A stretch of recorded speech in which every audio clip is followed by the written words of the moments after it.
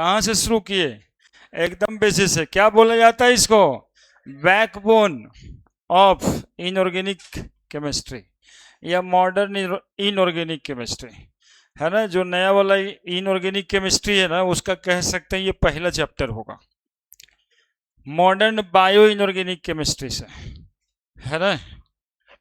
दोनों जगह पढ़ना होगा सर। जो टेक करिएगा आप लोग उसमें, एमबीबीएस कीजिएगा उसमें, उसका केमिस्ट्री शुरू होगा यहाँ से, है ना। मतलब पहले से भी कुछ होगा, लेकिन ये तो मेन चैप्टर होगा उसका। चूंकि दवाई वगैरह जितना है ना, सब कोऑर्डिनेशन कंपाउंड है। जितना वो कॉम्प्लेक्स कंपाउंड है, तो इसका नाम ही कॉम्प्लेक्स है। नहीं, कोऑर्डिनेशन कंपाउंड का दूसरा नाम कॉम्प्लेक्स कंपाउंड। और हम तीन को कंपाउंड का, मात्र तीन कंपाउंड का मतलब इंट्रोड्यूस किए थे कि कैसा कैसा कंपाउंड, जैसे क्लोरोफिल, है ना। ये बायो इनऑर्गेनिक केमिस्ट्री जो लिखे थे ना, तो बायोलॉजी से थोड़ा रिलेट किए थे। हेमोग्लोबिन, विटामिन बी 12, ये सब कोऑर्डिनेशन कंपाउंड के अंदर ही आता है। ये सब कॉम्प्लेक्स कंपाउंड ही है। ये बताए थे कि क्लोरोफिल का सेंट्रल एटम मैग्नीशियम है, हेमोग्लोबिन का और विटामिन बी 12 का कोबाल्ट। याद रखिएगा, सेंट्रल एटम, है ना।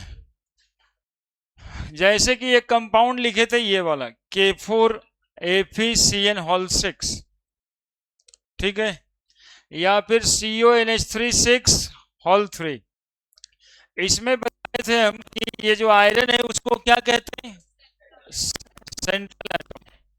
पहले तो बताए थे ट्रांजिशनल मेटल होता है, लेकिन अब हम लोग उससे ऊपर उठे हैं थोड़ा। इसको क्या कह देंगे? Central atom.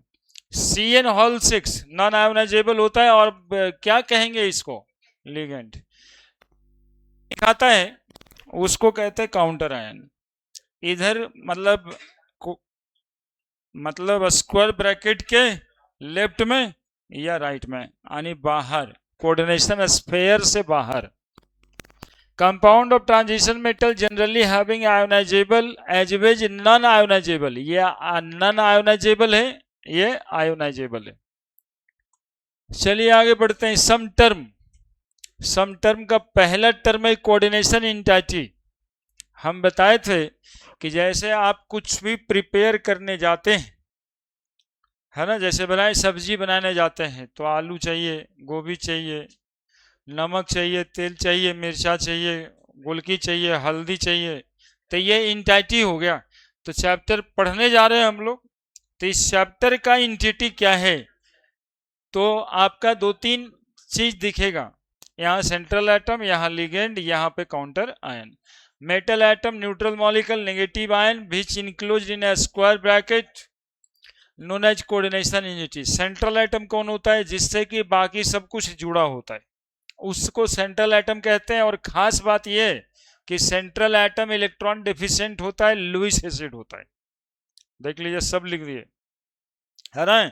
और क्यों? तो वैकेंट डी ऑर्बिटल होता है इसमें, ठीक है। लिगेंड क्या होता है? तो ये जो सेंट्रल एटम के बगल में ये स्क्वायर ब्रैकेट के अंदर लिखते हैं, उसको लिगेंड कहते हैं, है ना। इसको लिगेंड कहेंगे, CN को। Neutral molecule negative ion which bonded to central atom inside the square bracket known as ligand. Coordination sphere, ये जो स्क्वायर ब्रैकेट के अंदर है ना, ये कोऑर्डिनेशन स्फीयर है। ये कोऑर्डिनेशन स्फीयर है।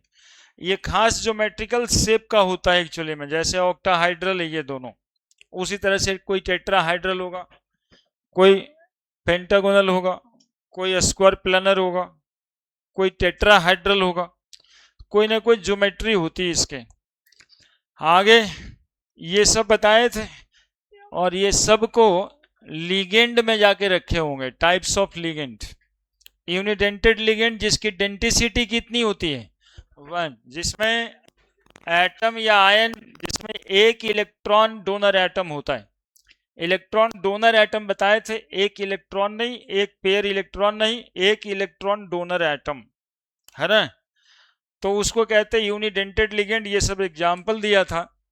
बाईडेंटेड या डाईडेंटेड लिगेंड किसको कहते हैं? तो न्यूट्रल मॉलिक्यूल और ion having 2 electron donor atom. जैसे एग्जाम्पल ये और फिर पॉलीडेंटेड जिसकी density more than 2, neutral molecular ion having more than 2 electron donor atom, EDTA। Example पहले से बताया गया है, ये एग्जाम्पल बताया गया है, देखिए कहाँ गया जी, ये वाला एग्जाम्पल है ना। ऊपर वाला एग्जाम्पल भी था टेट्राडेंटेड लिगेंड का, दे आर कॉल्ड एज, बोलो ना जी, they are called as polydentate ligand. इसके अलावा एक लिगेंड और बताए होंगे आपको, एम्बीडेंट लिगेंड या एम्फीडेंटेड लिगेंड। एक ही मॉलिक्यूल में 2 डोनर एटम अलग अलग समय में अलग अलग, जैसे साइनाइड, कार्बन भी है नाइट्रोजन भी है ना, थायोसाइनेट, आइसोथायोसाइनेट, नाइट्रो, नाइट्राइटो, ये सब ऐसा लिगेंड है जिसमें एक से ज्यादा डोनर एटम है, ठीक है, लेकिन अब उसकी डेंसिटी या जो डोनेशन है वो अलग अलग टाइम पे हो रहा है, एक ही साथ 2 नहीं। Now the chelate ligand, last में ये बताए थे कि didentate ligand and polydentate ligand form chelate complex with central atom of coordination compound, so called as chelate ligand. हमने बताया था कि 3-4 तरह से एक ही एटम को जोड़ लेता है ना, डोनर एटम एक ही एटम को 4 तरफ से जोड़े रहता है, तो चीलेट फॉर्मेशन कहते हैं। समझ गए थे? बस इतना ही पढ़ाई हुआ था पिछले क्लास में। अब इसके आगे पहला नंबर है कोऑर्डिनेशन नंबर।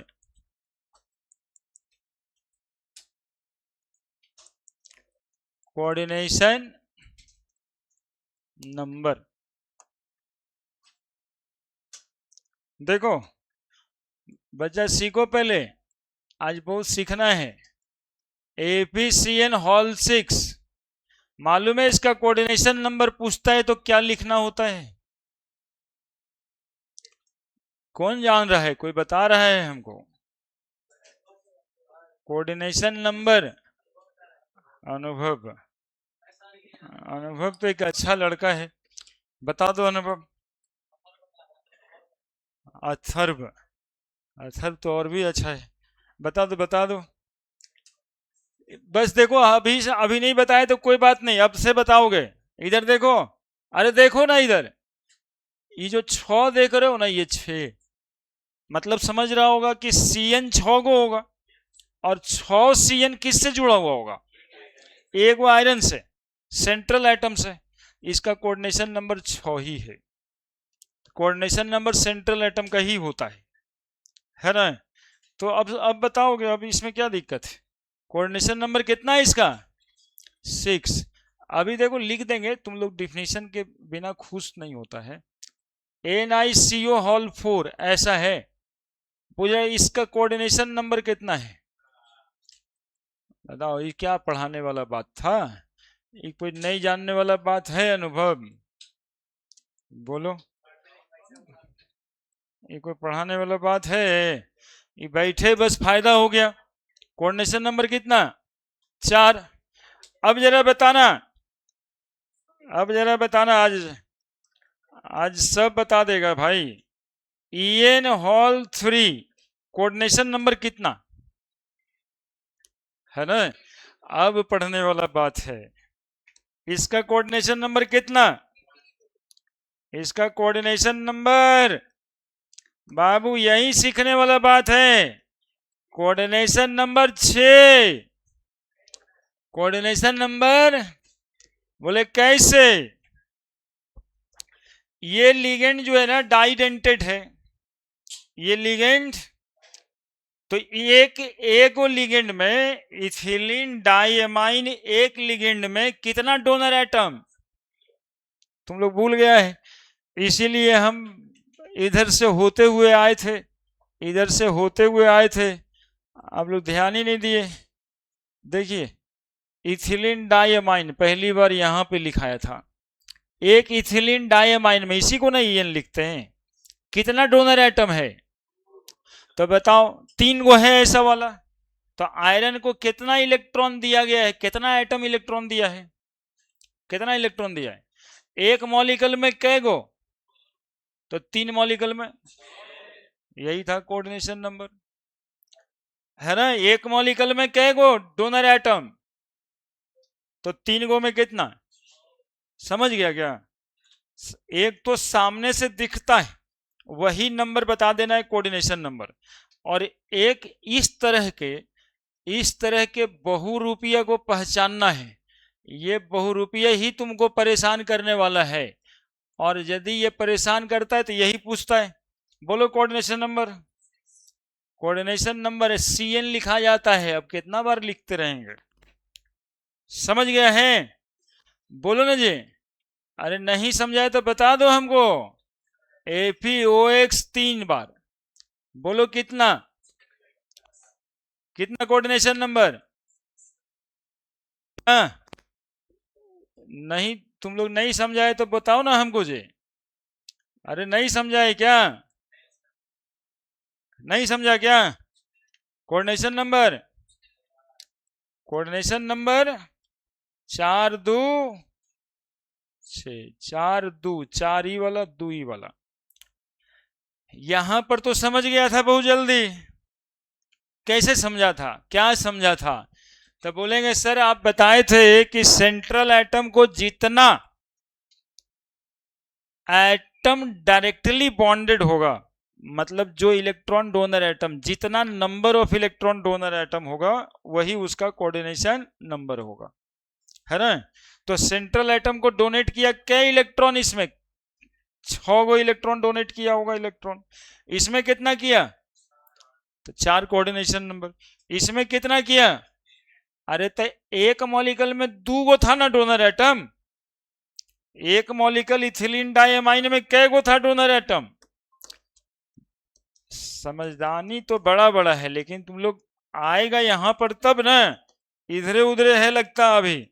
NH2 देखो कितना डोनर एटम है, ये भी एक डोनर एटम है और ये भी एक डोनर एटम है क्या।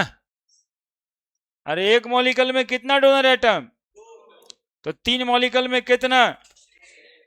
उसी तरह से अगला EDTA, एक के मॉलिक्यूल में कितना डोनर एटम, देखा था पिछले दिन, भूल गया ना। अभी तक इतना जो हम करते रहते हैं उससे होता क्या है, भूल तो जाइबे करता है। तो EDTA कै गो एटम है डोनर एटम, 1 ठो 2 ठो 3 गो 4 गो 5 गो, समझ गया।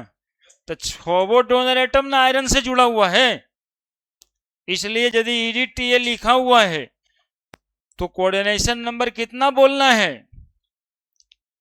कितना बोलिएगा कोऑर्डिनेशन नंबर 6। क्यों बोले 6, दिखाई दे रहा है सबको।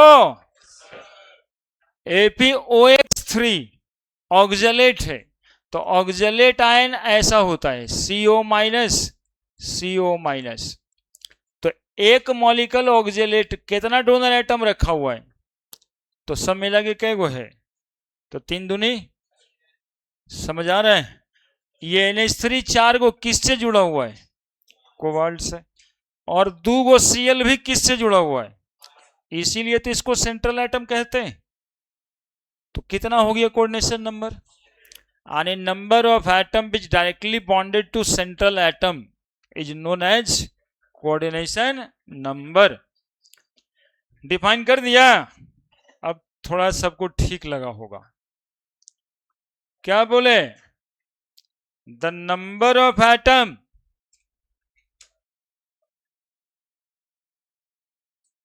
the number of atom which directly bonded to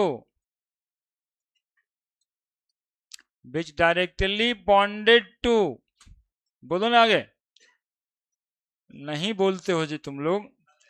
central atom of coordination compound,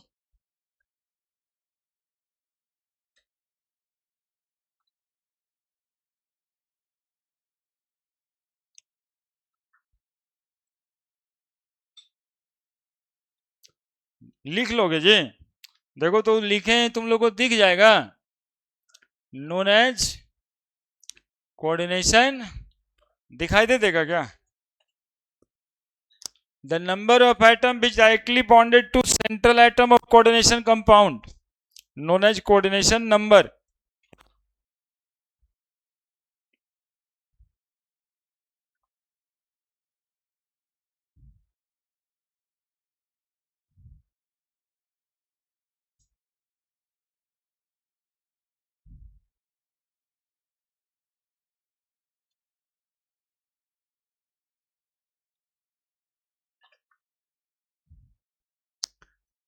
है ना, कोऑर्डिनेशन नंबर होता किसका है? तो कोऑर्डिनेशन नंबर सेंट्रल एटम का ही होता है। ऑफ निकेल, ऐसे लिखने की जरूरत नहीं है, समझना होता है। ऑफ आयरन, कोऑर्डिनेशन नंबर किसका? आयरन का, आयरन का। ठीक है, अरे समझ गया जी। हाँ, समझने के बाद एक बच्चा है ना, ये सर इसमें क्या था? नहीं इसमें क्या था? ये तो ऐसे ही था, वो तो इतना आसान था। हाँ, जैसे आप तो कभी कुछ समझाए नहीं हमको, तो आसानी था, हम तो समझ ही जाते। तो कोऑर्डिनेशन नंबर 4 हो गया इसका। हाँ, नहीं हो गया। The number of atom which directly bonded to central atom of coordination compound known as coordination number।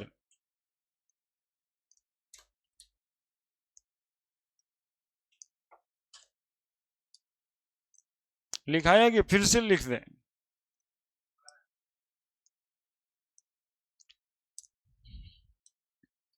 आराम ही से पढ़ने के लिए एक्स्ट्रा टाइम दिया गया है, एकदम आराम से, कोई जल्दी नहीं, लिखते रहिए, पढ़ते रहिए।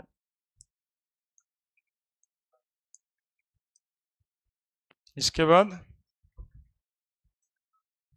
इंग्लिश का, जब बोर्ड लेके सीरियस हो गया, अब इंग्लिश भी पढ़ेगा।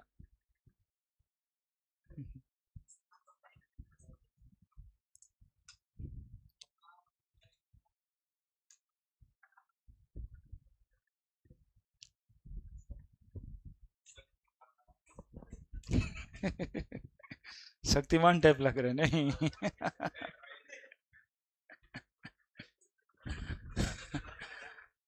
गर्मी लगता है यार। चलिए चलिए जल्दी से, कोऑर्डिनेशन नंबर पढ़ रहे हैं आप लोग।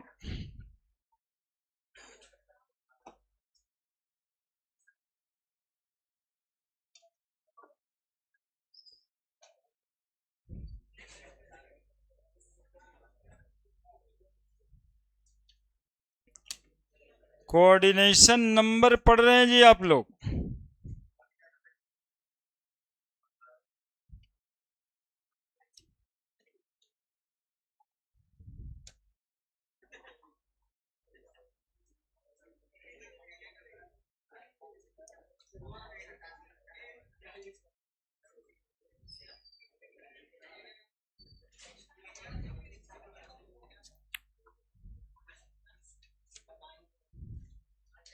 लिख दिए? जल्दी जल्दी लिखो ना रे, बढ़ जाए आगे। CO EN होल 3 और इधर Cl3, कोऑर्डिनेशन नंबर बताना है। कोऑर्डिनेशन नंबर किसका बताना है रहता है जी, बताओ? ऑफ कोबाल्ट ही ना, जो कोऑर्डिनेशन नंबर कोबाल्ट का होता है वही कोऑर्डिनेशन नंबर इस कोऑर्डिनेशन कंपाउंड का भी कहलाता है। कितना बताओ? 6। क्यों 6? क्यों? सबके मुंह से कुछ जवाब निकले। हाँ, क्योंकि इथिलीन डायमाइन में 2 एटम है जो डायरेक्टली बॉन्डेड है ना। जैसे कि भी एक बार और दिखा देंगे हम, CO कोबाल्ट है, एकदम से समझ जाइए। CH2 CH2 जानते हो बाबू, समझना जो है ना एक बहुत बड़ा उपाय है। समझने से फिर कोई टेंशन लाइफ में नहीं होता है ये बात में भी। और जितना जल्दी ये पढ़ाई समझिएगा ना उतने ही जल्दी जिंदगी का सिलेबस भी समझ जाइएगा। नहीं तो अभी कैसे होगा, ये तो ज्यादा आगे पीछे बन गया। अरे देखो कभी कभी जल्दी भी होता है समझ जाने का कि हम तो अब समझ गए, अब हमको क्या करना है भाई। तेरी हम एक्चुअली में जुड़ा हुआ नंबर ऑफ एटम दिखाना चाह रहे हैं।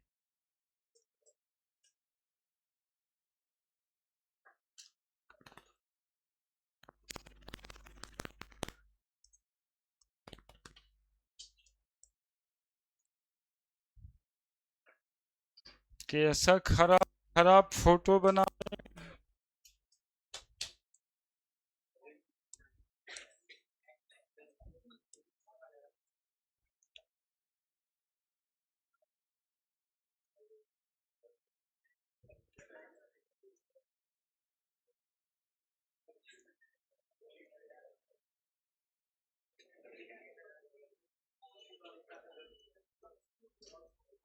देखिए वो 6 एटम, ये जो लिखा हुआ है इथिलीन डायमाइन लिखा हुआ ईएन, ईएन के नाम से क्या लिखा हुआ है, जिसमें CH2 CH2 NH2 NH2 photo है।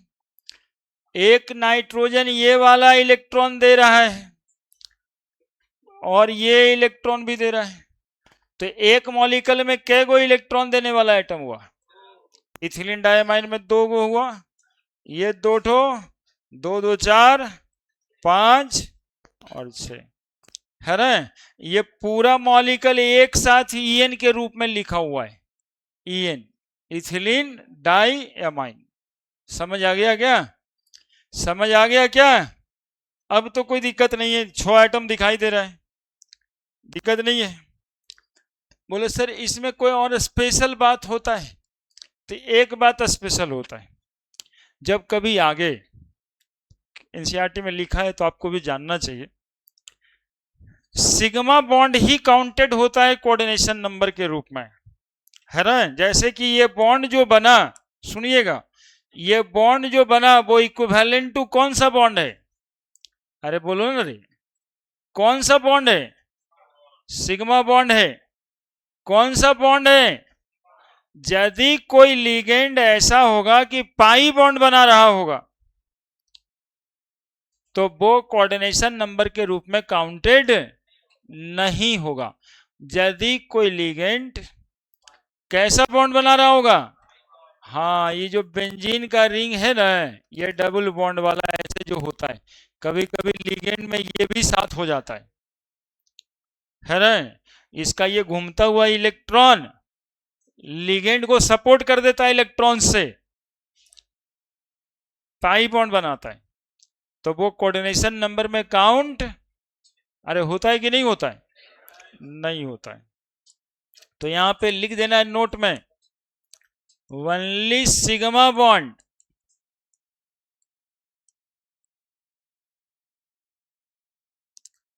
is counted as coordination number if pi bond is formed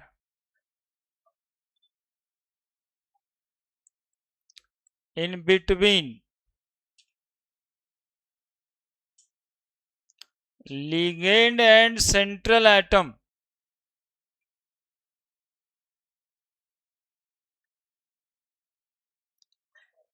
they are not counted as coordination number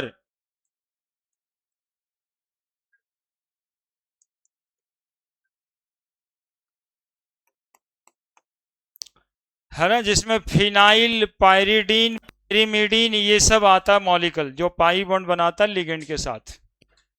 लिख दीजिए। वो आगे देखना है भारी करके क्या फायदा।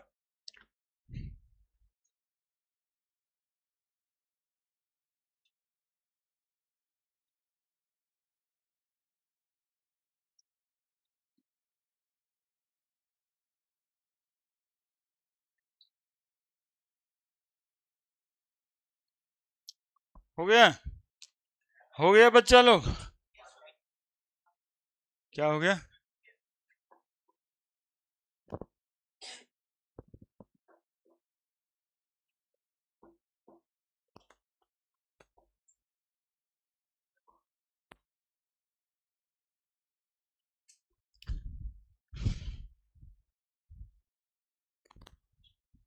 कोई पाई बॉन्ड बना लेगा सेंट्रल एटम के साथ तो वो नंबर कोऑर्डिनेशन नंबर के रूप में काउंट होगा? नहीं होगा, है ना। डायरेक्टली बॉन्डेड होना चाहिए। और कैसा बॉन्डेड होना चाहिए? सिग्मा बॉन्डेड होना चाहिए, पाई बॉन्ड नहीं होना चाहिए, है ना।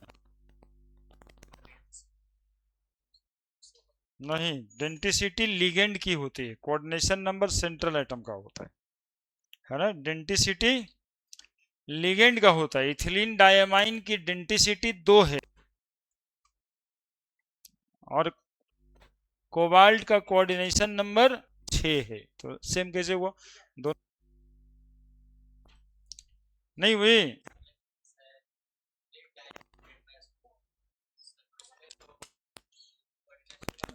हाँ, उसमें बराबर हो गया, पकड़ लिया बात, है ना। बचपा पकड़ा बात। ईडीटीए की डेंटिसिटी भी 6 है और कोऑर्डिनेशन नंबर भी कोबाल्ट का 6 आ रहा है, तो वहां पे सेम है। लेकिन दोनों चीजें बराबर, अरे बराबर है दोनों चीजें, तो कहिएगा नहीं, दोनों अलग अलग है। एक लिगेंड का होता है और एक सेंट्रल एटम का होता है। बढ़िया है।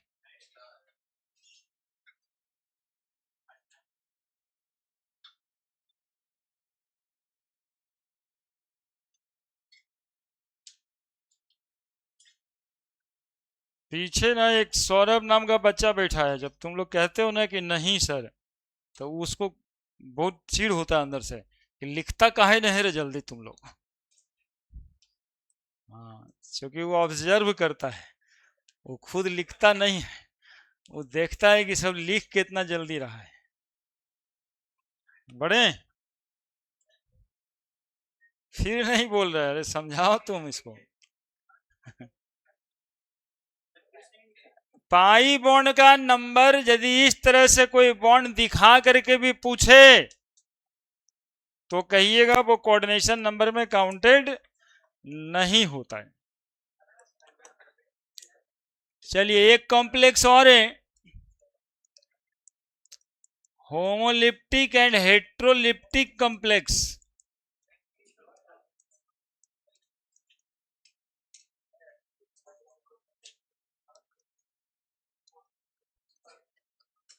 Homoleptic homoleptic and heteroleptic complex.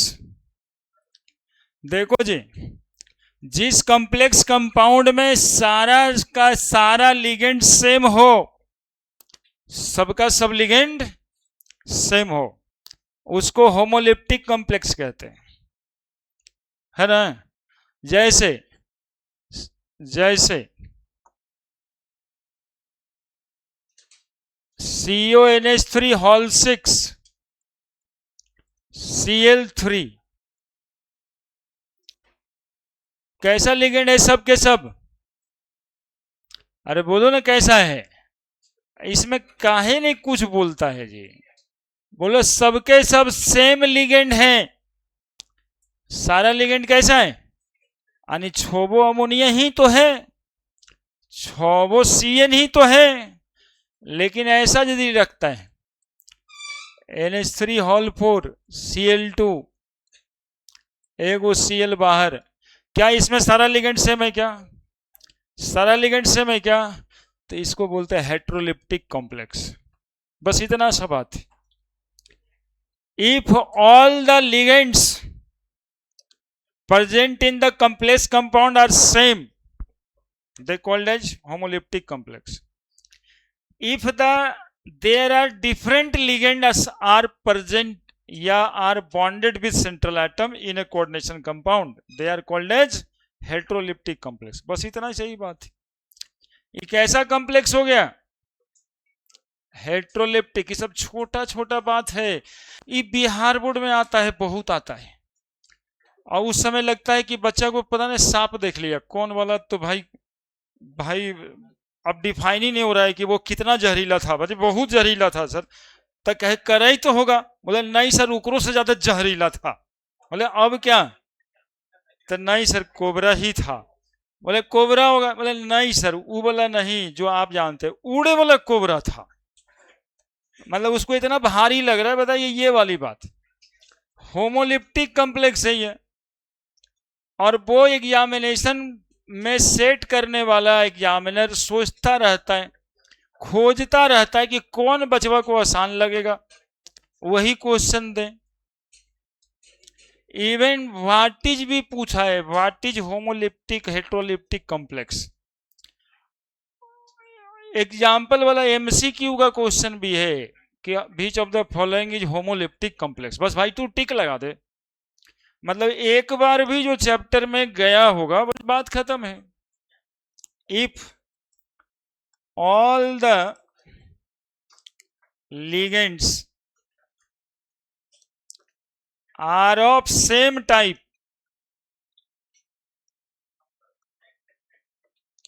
in coordination compound,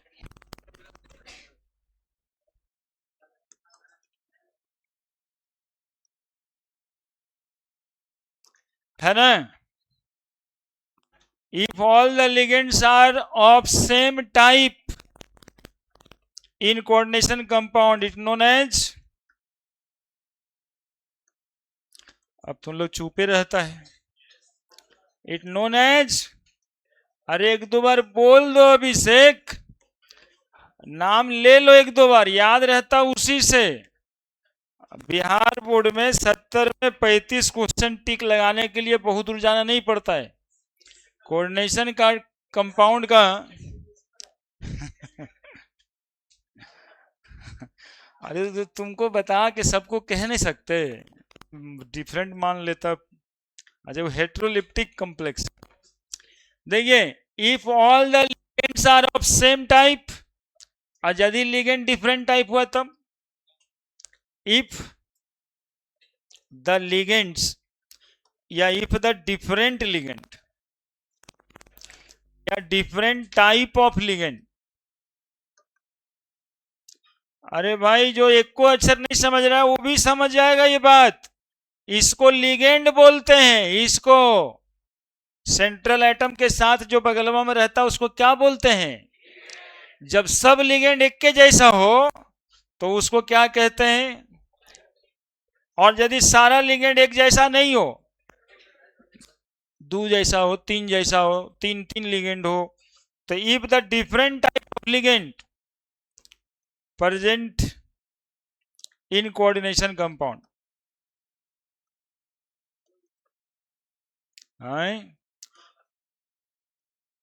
ऊपर वाला सेम कैसे है देखा? अभी अभी अभी आया है क्लास में बचवाई, हम बताते हैं तुमको। हाँ, नहीं समझ आया? देखो इसको क्या बोलते हैं, इसको लिगेंड। सबके सब लिगेंड, कौन सा लिगेंड है इसमें? नाम लो, नाम लो। अमोनिया, लिगेंड का नाम क्या है? अमोनिया। और कोई है क्या इसमें? और क्या है क्या इसमें? तो सब लिगेंड क्या है? अमोनिया। सब तो सेम है, तो होमोलिप्टिक कॉम्प्लेक्स। ये बोलो कौन सा लिगेंड है? साइनाइड। और सब क्या है? सब तो साइनाइडे है। इसमें देखो कौन लिगेंड है ये और कौन लिगेंड है? तो दो अलग अलग लिगेंड है। तो दो अलग अलग लिगेंड है, डिफरेंट लिगेंड है, तो हेट्रोलिप्टिक बोलेंगे। और वो होमोलिप्टिक सुनता ही नहीं रहता है ना बच्चा सब। एक बार बताया था एक बच्चा हमको कि सर ये सब लड़का जो आपके यहाँ आया है ये सब फिजिकली प्रेजेंट हो गया है, मेंटली नहीं आया है। हाँ, तो मेंटली प्रेजेंट होना जरूरी है बच्चा। ये बात अभिषेक बोला था। ऐसे नहीं उसके कंधे पे गमछा रहता है, वो सब बात समझता है। हाँ, कि वो सब बच्चा फिजिकली प्रेजेंट होता है, बच्चों को जरूरी है कि वो मेंटली प्रेजेंट हो। तो इसमें आप देखिए कि बच्चा को मेंटली क्लास में कैसे ले आते हैं। हाँ, उस दिन के बाद वो तौलिया रख लिया कंधा पे कि अब तो कहना नहीं है। तो आए सब यहाँ पे, सारा लिगेंड एक ही जैसा तब, और यदि लिगेंड डिफरेंट जैसा मतलब एक से ज्यादा डिफरेंट। दूसरी तरह से ऐसे भी बोल सकते हैं कि यदि कोऑर्डिनेशन कंपाउंड में एक से ज्यादा लिगेंड हो, है ना, और एक ही लिगेंड हो, एक ही लिगेंड हो तब होमोलिप्टिक, एक से ज्यादा लिगेंड हो तब सेम टाइप। नहीं समझोगे तो ऐसे समझो, है ना। क्लियर। इसमें और कुछ होता नहीं है, यही सब तो दिक्कत है। ऑक्सीडेशन नंबर पुरानका बात, एक और बात है कोई क्या, कोऑर्डिनेशन पॉलीहेड्रा, ठीक है लिख देते हैं।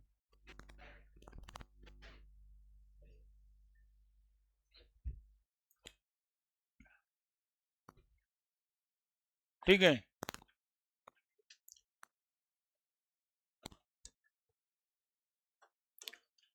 Coordination polyhedra, coordination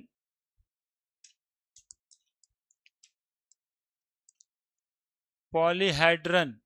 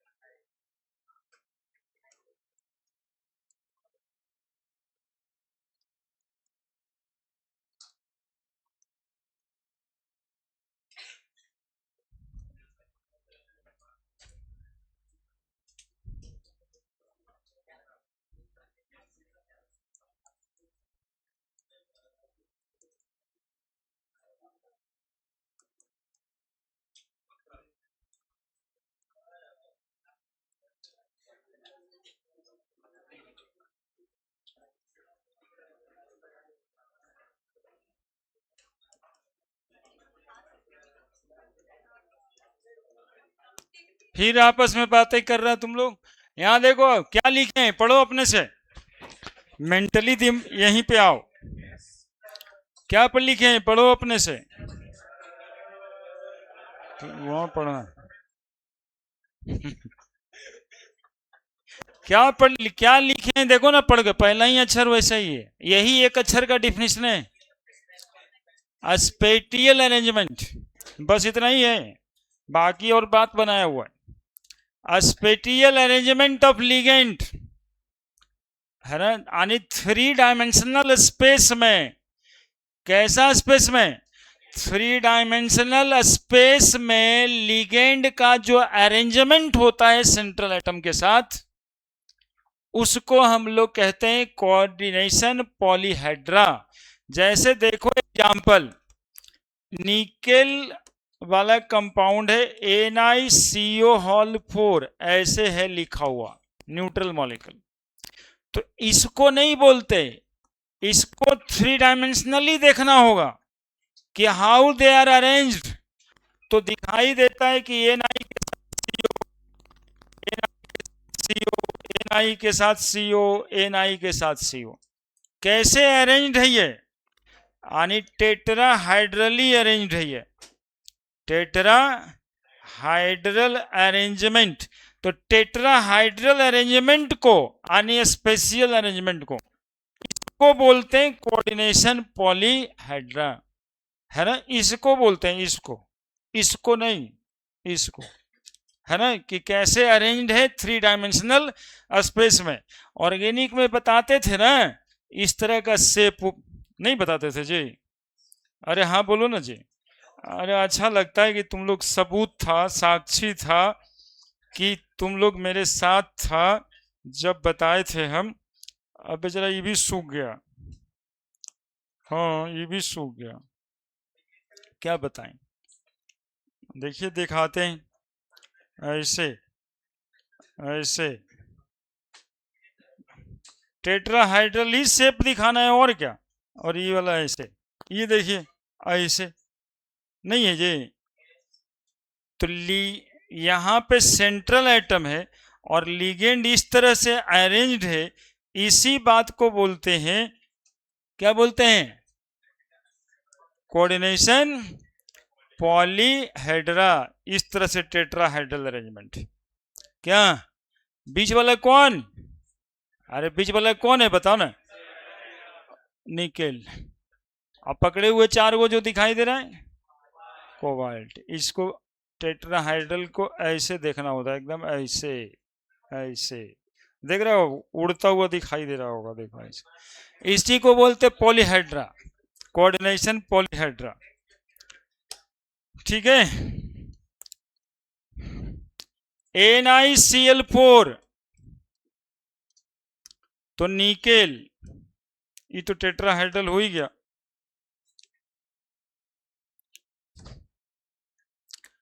PtNH3 Hol2Cl2 like this, ऐसा मॉलिक्यूल है, -2 + 2। तो Pt यहां पे लिखेंगे NH3 Cl। बोलो ये कैसा स्ट्रक्चर बन गया? Square planar. तो पॉलीहाइड्रा का नाम क्या हो जाएगा? Square planar. जानते हो ये किस चीज का दवा है जी? ये है सिस्प्लेटिन। ये केमोथेरेपी का, कैंसर इसी से ठीक होता है। मतलब कैंसर में जो केमोथेरेपी होता है इसी का सुइया होता है। वो प्लेटिनम एलिमेंट से प्रोसेस्ड होता है।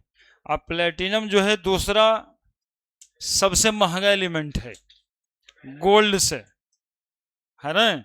गोल्ड और प्लेटिनम, तो सुइया भी महंगा होता है। CONH3 Hol6 और बाहर में Cl3 रहता है, तो बाहर से भी मतलब नहीं है जी। अभी हम पॉलीहाइड्रा की बात कर रहे हैं। NH3 NH3 NH3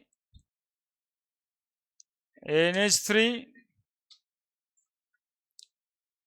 NH3 NH3। बोलो ये कैसा पॉलीहाइड्रा हो गया? ऑक्टा। चलो जल्दी से, बाकी अंदर में फिर देखते रहेंगे हम लोग।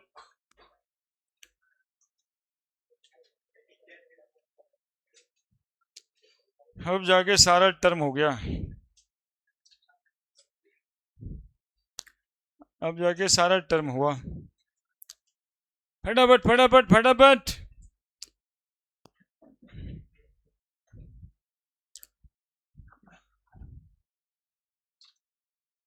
हाँ ऐसे नहीं कि डिफिनीशन आएगा व्हाट इज कोऑर्डिनेशन पॉलीहाइड्रा, तो समझना पॉली मतलब मैनी, हाइड्रा मतलब हाथ। माने जिस मॉलिक्यूल को बहुत सारा हाथ होता है उसको पॉलीहाइड्रा कहते हैं। उस समय का थिंकिंग अलग हो जाता है एग्जामिनेशन में कि कुछ तो लिख ही के आएंगे, ताकि कहेंगे ना बाद में कि हम तो सब लिख दिए थे, अब मास्टर साहब नंबर नहीं दिए तो हम क्या करें। क्योंकि दोष हमेशा दूसरे पे देना है।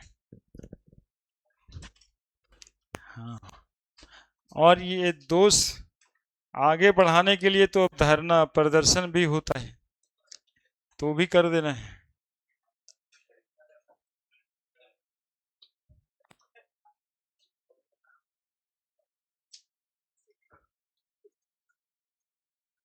तो इसके लिए पूरा एक पार्टी बना के धरना प्रदर्शन कर रहे हैं लोग।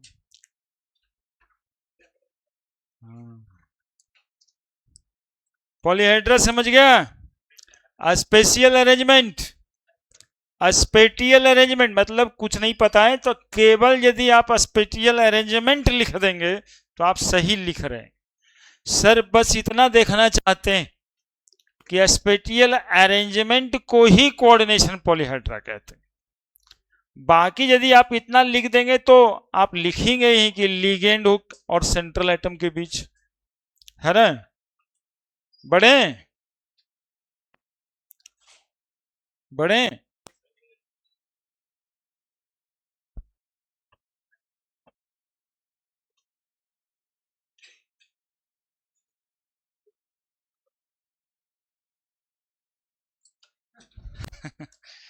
कुछ कुछ करते नहीं रहता है। नाउ द ऑक्सीडेशन नंबर,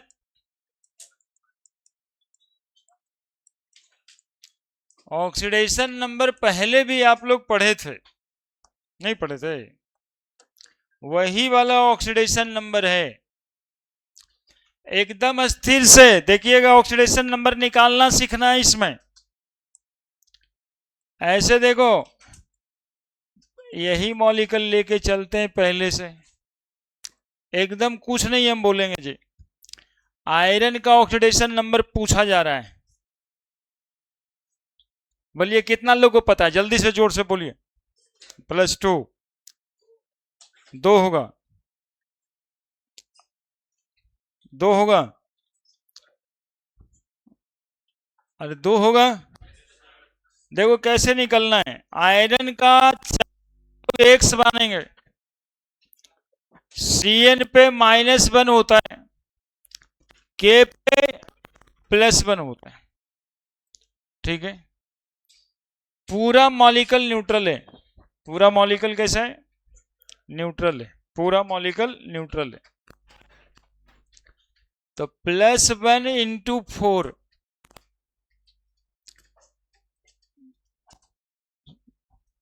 ठीक है। देखो समझा रहे हैं तो लिख रहा है, अब फिर कहेंगे तब बाथरूम चल जाएगा। 2 बार अभी तक हो चुका है। +x +-1 गुना 6, देखा, बराबर 0। समझ आया कुछ? 4 + x माइनस बराबर x माइनस बराबर x बराबर, यानी कि आयरन का ऑक्सीडेशन नंबर कितना इसमें? समझ आया कोई बात? समझ आया? CONH3 होल 6 3+, इसमें कोबाल्ट का ऑक्सीडेशन नंबर पूछ रहा है 3। देखिए कैसे निकलेगा। कोबाल्ट का ऑक्सीडेशन नंबर, अमोनिया एक न्यूट्रल मॉलिक्यूल है, क्या बोल रहे हैं हम? अमोनिया एक न्यूट्रल मॉलिक्यूल है, नहीं है जी? चार्ज कितना होगा अमोनिया पे? अमोनिया पे चार्ज होगा 0, तो अमोनिया पे चार्ज हो गया 0। तो बोलो कोबाल्ट का x +0 × 6 क्या बराबर कितना? हाँ, चूंकि इस मॉलिक्यूल पूरे पे चार्ज है 3, तो क्या दे देंगे 3+, तो x +0 बराबर 3+, x बराबर +3। बुझा रहे क्या कर रहे हैं जी? +3 है ना। और देखो CONH3 होल 4 Cl2 और ये गो Cl- बाहर में Cl। अब कोबाल्ट का ऑक्सीडेशन नंबर पूछ रहा है, तो कोबाल्ट का ऑक्सीडेशन नंबर, अमोनिया का, Cl का, ECl का, पूरा मॉलिक्यूल न्यूट्रल है, x +0 × 4 +-1 × बराबर ओहो सॉरी, यहाँ पर एक और है, प्लस क्या -1 बराबर, तो x -2 -1 बराबर x-3 बराबर x बराबर, तो सेंट्रल एटम का ऑक्सीडेशन नंबर यही होता है साहब, है ना। जो चार्ज सेंट्रल एटम पे अपीयर होगा कोऑर्डिनेशन मॉलिक्यूल के अंदर, उसी को सेंट्रल एटम का ऑक्सीडेशन नंबर बोलेंगे। The charge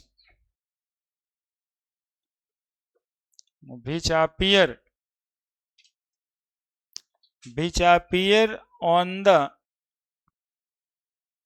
central atom, the charge which appear on the central atom on the coordination compound,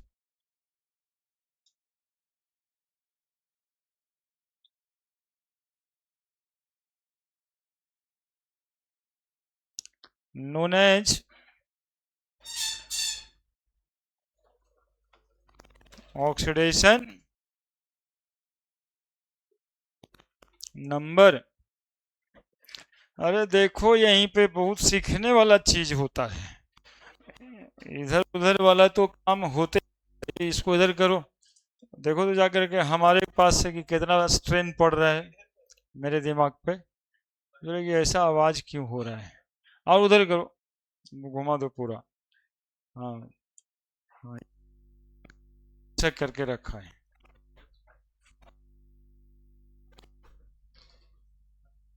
example वाह, तिवारी लिख देता है,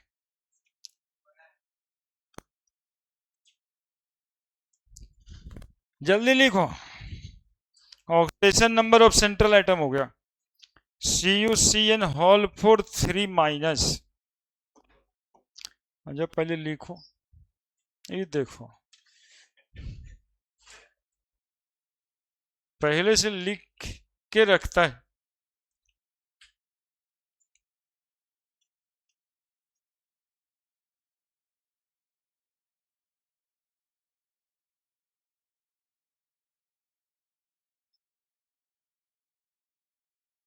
हो गया।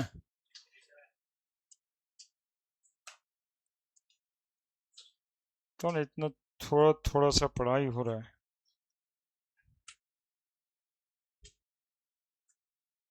नोमेनक्लेचर जानना है, आइसोमेरिज्म जानना है,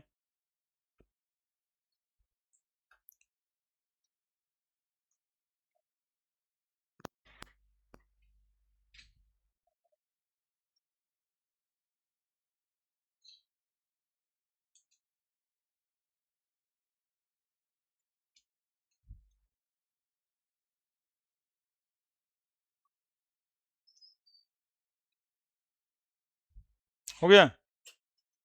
अभी तुम जाएगा,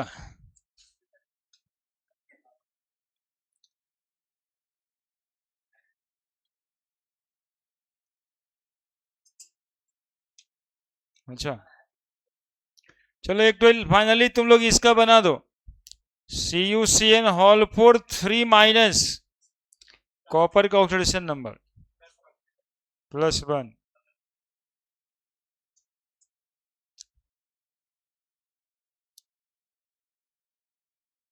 इसको निकालना सीखना होगा,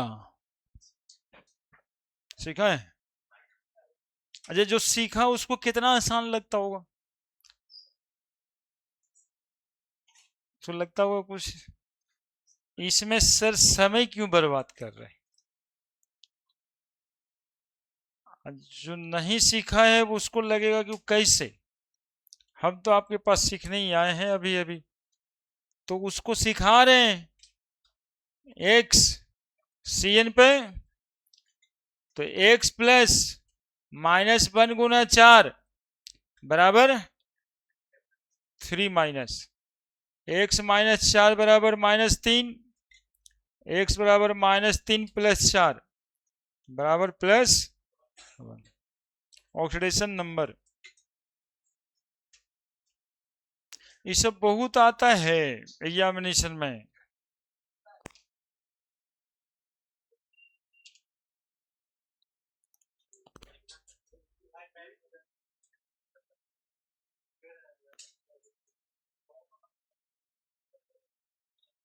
हो गया हो गया हो गया, बोलो। अब एक नया बात,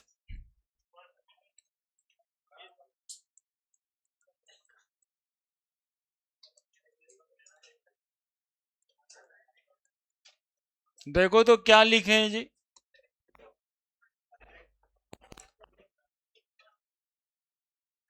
देखो क्या लिखे हैं,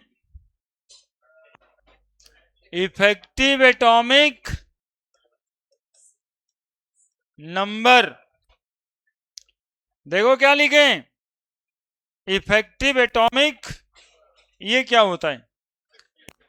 देखो Z strict effective atomic number, Z minus oxidation number minus 2 गुना कोऑर्डिनेशन नंबर बराबर इफेक्टिव एटॉमिक नंबर।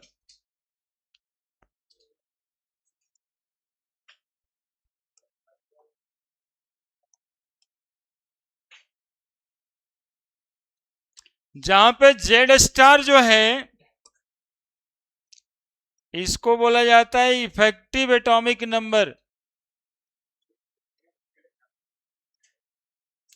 हाँ, जेड स्टार स्ट्रिक कहते हैं, जेड को कहते हैं एटॉमिक नंबर।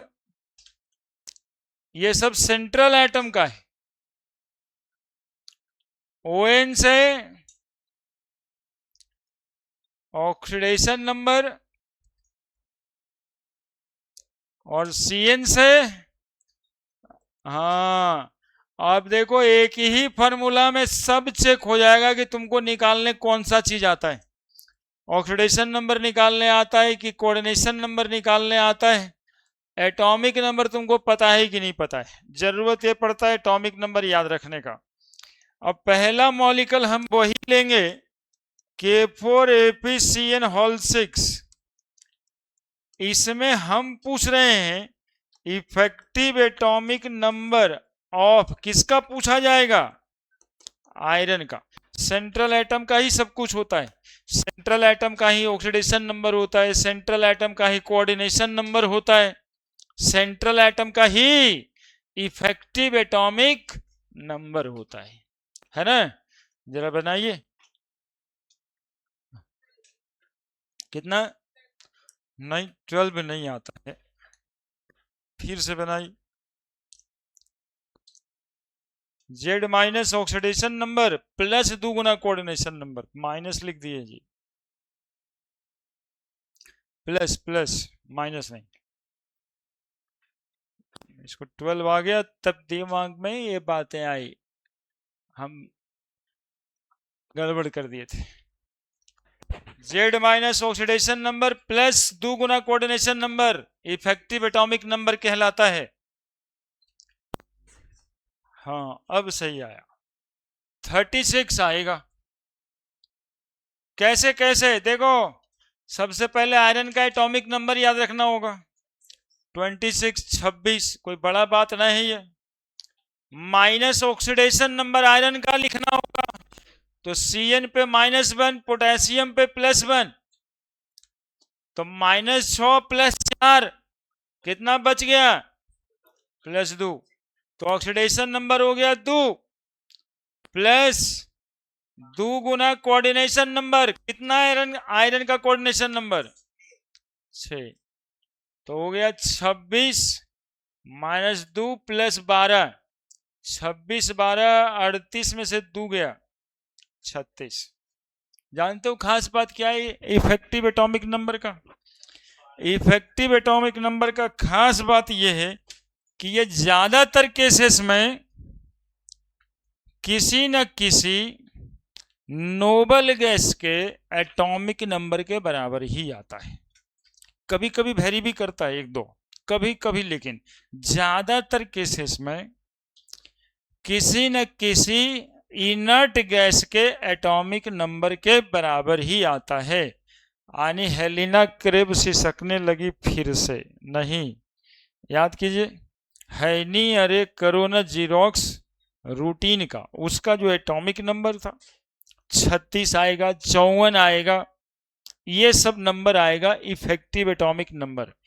ये बताता है ये बताता है कि जो कॉम्प्लेक्स बना है वो अस्टेबल कैसे हुआ है। तो पढ़े थे ना कि जिसका एटॉमिक नंबर 2 है, 8 है, 18 है, 2 है, 10 है, 18 है, 36 है, 54 है, वो इनर्ट गैस है और वो स्टेबल इलेक्ट्रॉनिक कॉन्फ़िगरेशन रखता है। तो ये इसीलिए इसका नाम पड़ा हुआ है इफेक्टिव एटॉमिक नंबर। इस central atom 26 electron atomic number है, जिसमें से 2 गया। अरे देखो ना क्या है इफेक्टिव एटॉमिक नंबर, सीखता है नहीं सब। 26 एटॉमिक नंबर तो है ही आयरन का, 2 गया ऑक्सीडेशन नंबर में, कितना हुआ 24। आया कितना आयरन के पास, तो एक साइनाइड, एक CN 2 इलेक्ट्रॉन दिया कोऑर्डिनेशन से, 6 है तो 6 दूनी 12 इलेक्ट्रॉन दिया, तो 24 और 12 36 इलेक्ट्रॉन इस एटम को हुआ। देखो ना 36 इलेक्ट्रॉन कौन सा है, फिर से एक बार बोल रहे हैं, आयरन के खुद का कितना इलेक्ट्रॉन 26, ठीक है।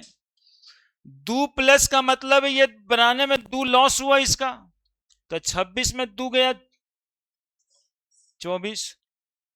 फिर आयरन को आया कितना, तो एक साइनाइड तो इसको इलेक्ट्रॉन ही देता है, एक साइनाइड कितना इलेक्ट्रॉन दिया 2, तो 6 गो है, तो 6 दूनी 12, तो सब मिला के कितना इलेक्ट्रॉन हुआ, है ना। तो बस वही नंबर ऑफ इलेक्ट्रॉन निकालने का तरीका है इफेक्टिव एटॉमिक नंबर।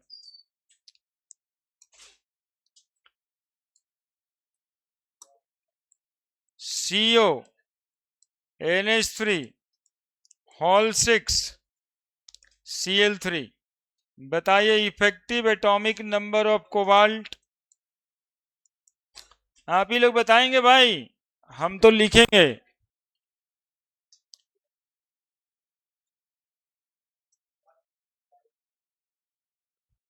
जल्दी।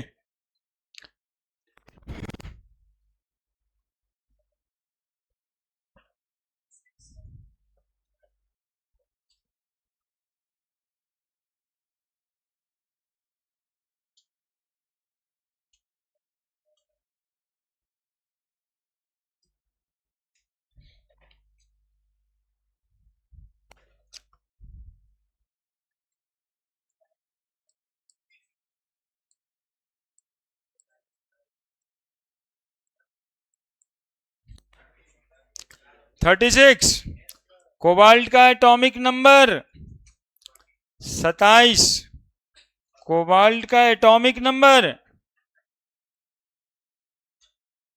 27, कोबाल्ट का एटॉमिक नंबर 27, माइनस इसका ऑक्सीडेशन नंबर निकालना पड़ेगा, 0 - 1, तो ये -3 हुआ, कोबाल्ट का ऑक्सीडेशन नंबर +3, तो 27 - 3 प्लस 2 गुना कोऑर्डिनेशन नंबर 6, तो 27 में 3 गया 24 में 12 36।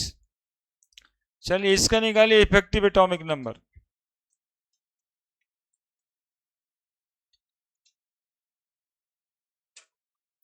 शुरू हो जाइए यार, साथ हो जाइए, मन लगेगा, नहीं तो चैप्टर आगे बढ़ेगा आपको लगेगा कि भाई तो भी हो गया।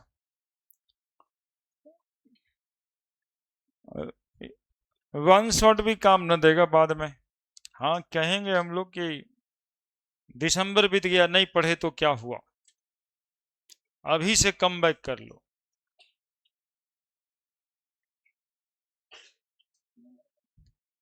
केमिस्ट्री में 10 ठो चैप्टर है, 10 दिन काफी है बच्चों, इसलिए हिम्मत नहीं हारना है ना। एकदम ऐसे करके तो ऐसे हिम्मत नहीं हारना है, नहीं। 55 कि 56, 56, देखो 56 आना चाहिए, ज्यादातर का इनर्ट गैस के बराबर आता है। पीडी नहीं पढ़ोगे तो पीटोगे, देखो ना कितना तरीका बताए केमिस्ट्री का, कोई तरीका छोड़े हम नहीं पढ़ोगे तो पीटोगे। नहीं मतलब निकेल एटॉमिक नंबर 28। कितना जोड़ना है इसमें? 8 8 16 6 बच गया 1 2 1 3 1 4। प्लेटिनम को एटॉमिको नंबर निकालना सिखाए हैं, याद करना नहीं। ठीक है, तो प्लेटिनम का एटॉमिक नंबर हो गया 46। अब ऑक्सीडेशन नंबर वाटर मॉलिक्यूल का 0 वही होगा जो यहां पे है, तो -3 प्लस 2 गुना 6 दूनी 12, तो 26 में से 26 प्लस 12 -3, 6 2 8 58 -3 55। 56 तो नहीं आ रहा है।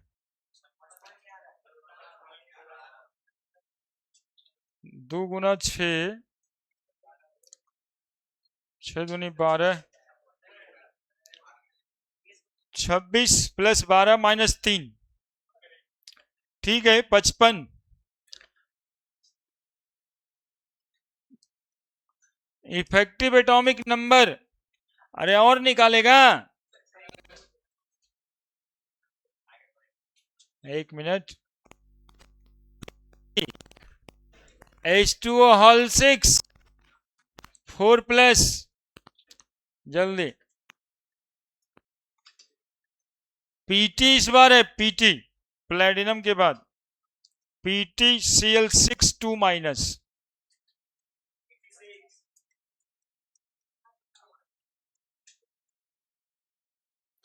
दो ठो दिए सामने में।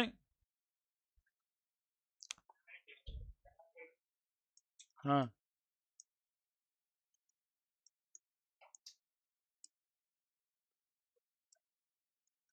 चलिए, तीनों का इफेक्टिव एटॉमिक नंबर बता दीजिए। टॉपिक ओवर कर दें यहां से। तीनों का इफेक्टिव एटॉमिक नंबर बताना है। एटॉमिक नंबर ईआन, ईआन बोला करते हैं, ईआन ऑफ प्लेटिनम 6।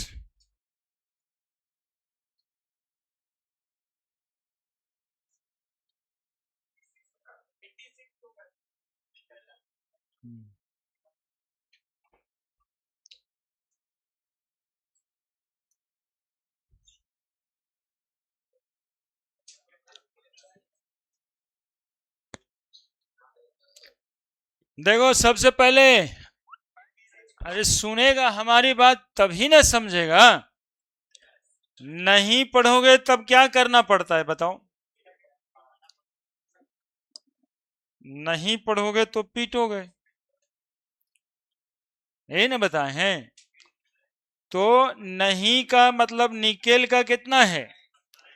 18 जोड़ते हैं तो कितना आया था पिछली बार? अब इसमें 32 जोड़ते हैं, 32 तो कितना आ गया? समझ रहे हो कितना महान और बड़ा ट्रिक है ये? तुम लोग को तो ऐसे ही मिल जा रहा है तुरंत तुरंत में, तो समझ नहीं पा रहे हो। ये एटॉमिक नंबर निकाल देने वाला है। 18 32 जोड़ दिए, बात खत्म। पहले वाले का याद है, बाकी सबका याद ऐसे ही निकाल के कर ली। तो effective atomic number of platinum 78 minus oxidation number platinum का 4, ये वाला जो 4 है चूंकि वाटर मॉलिक्यूल का 0, प्लस 2 गुना कोऑर्डिनेशन नंबर ये 6, तो 78 माइनस 4 प्लस 12, 8 2 10 0 बच गया 1 7 1 8 1 9, 90 माइनस 46। इतना आसान है, बताओ कितना कैलकुलेटिव है। Effective atomic number of platinum इस केस में बोलो, इसका -1 होता है, प्लेटिनम का x होता है, तो x -6 बराबर -2, x बराबर -2 + 6 = 4। तो प्लेटिनम का कितना बताओ? 78 -4 + 2 × 6, तो वही आया 78 -4 + 12 86। इफेक्टिव एटॉमिक नंबर प्लेटिनम का कितना? 46। अब बताओ इस पे चार्ज कितना? ऑक्सीडेशन नंबर OX का -2, प्लेटिनम का X, तो X + -2 × 3 = 4, तो X - 6 = 4। आए बाप, X बराबर, ये तो होगा नहीं, गड़बड़ लिख दिए। 4 -4 + 6 बराबर +2, तो 46 - 2, बोलो ना जी। Effective atomic number of platinum कितना? बोलो। 46 माइनस प्लस 2 गुना कोऑर्डिनेशन नंबर 6 ऑक्जेलेट, तो 46 + -2 + 12 56 आ रहा है होगा। यही तो आता है effective atomic number of most of the element आणि most of the central atom of coordination compound is equal to atomic number of inert gas. Most का कभी कभी थोड़ा कम ज्यादा हो सकता है, यहां पे नोट में लिख दीजिए।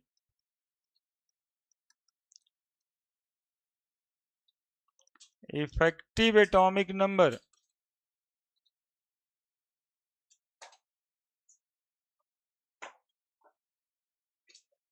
ऑफ सेंट्रल एटम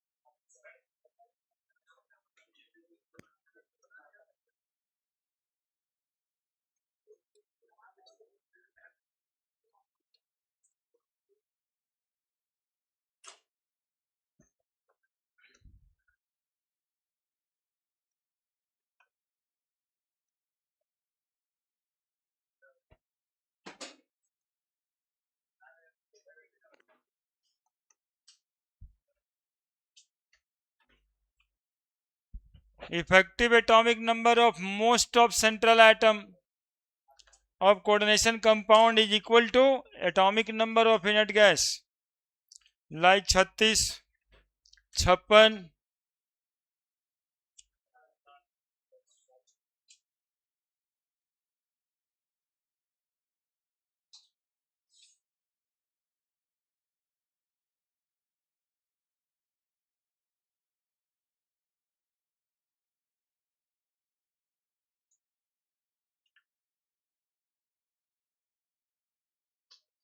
हो गया।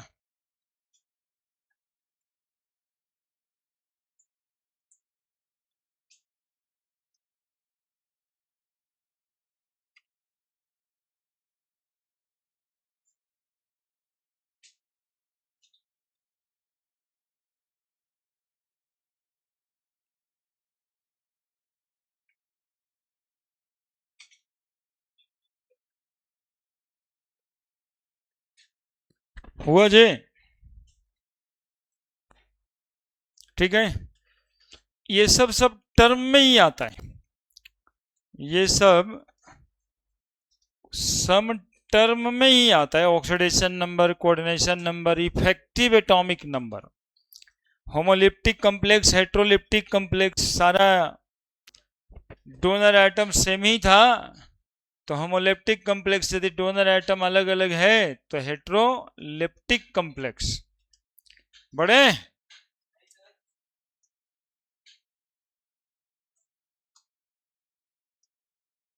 लिख कौन रहा है? अब हम लोग पढ़ने वाले हैं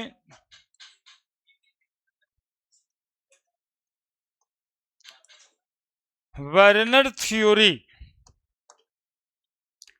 ऑफ कोऑर्डिनेशन कंपाउंड।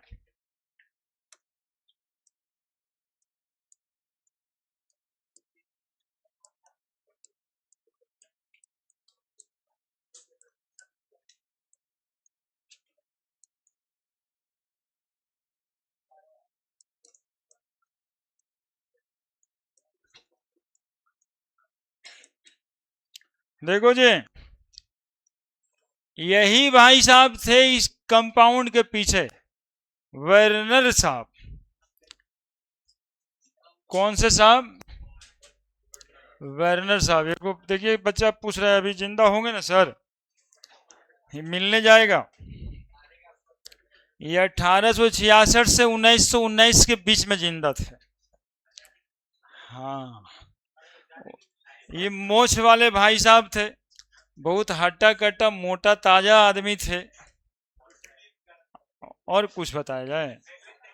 हाँ, इनको बहुत धारीदार मोटा मोटा मूछ था। अभिषेक से थोड़ा बड़ा था।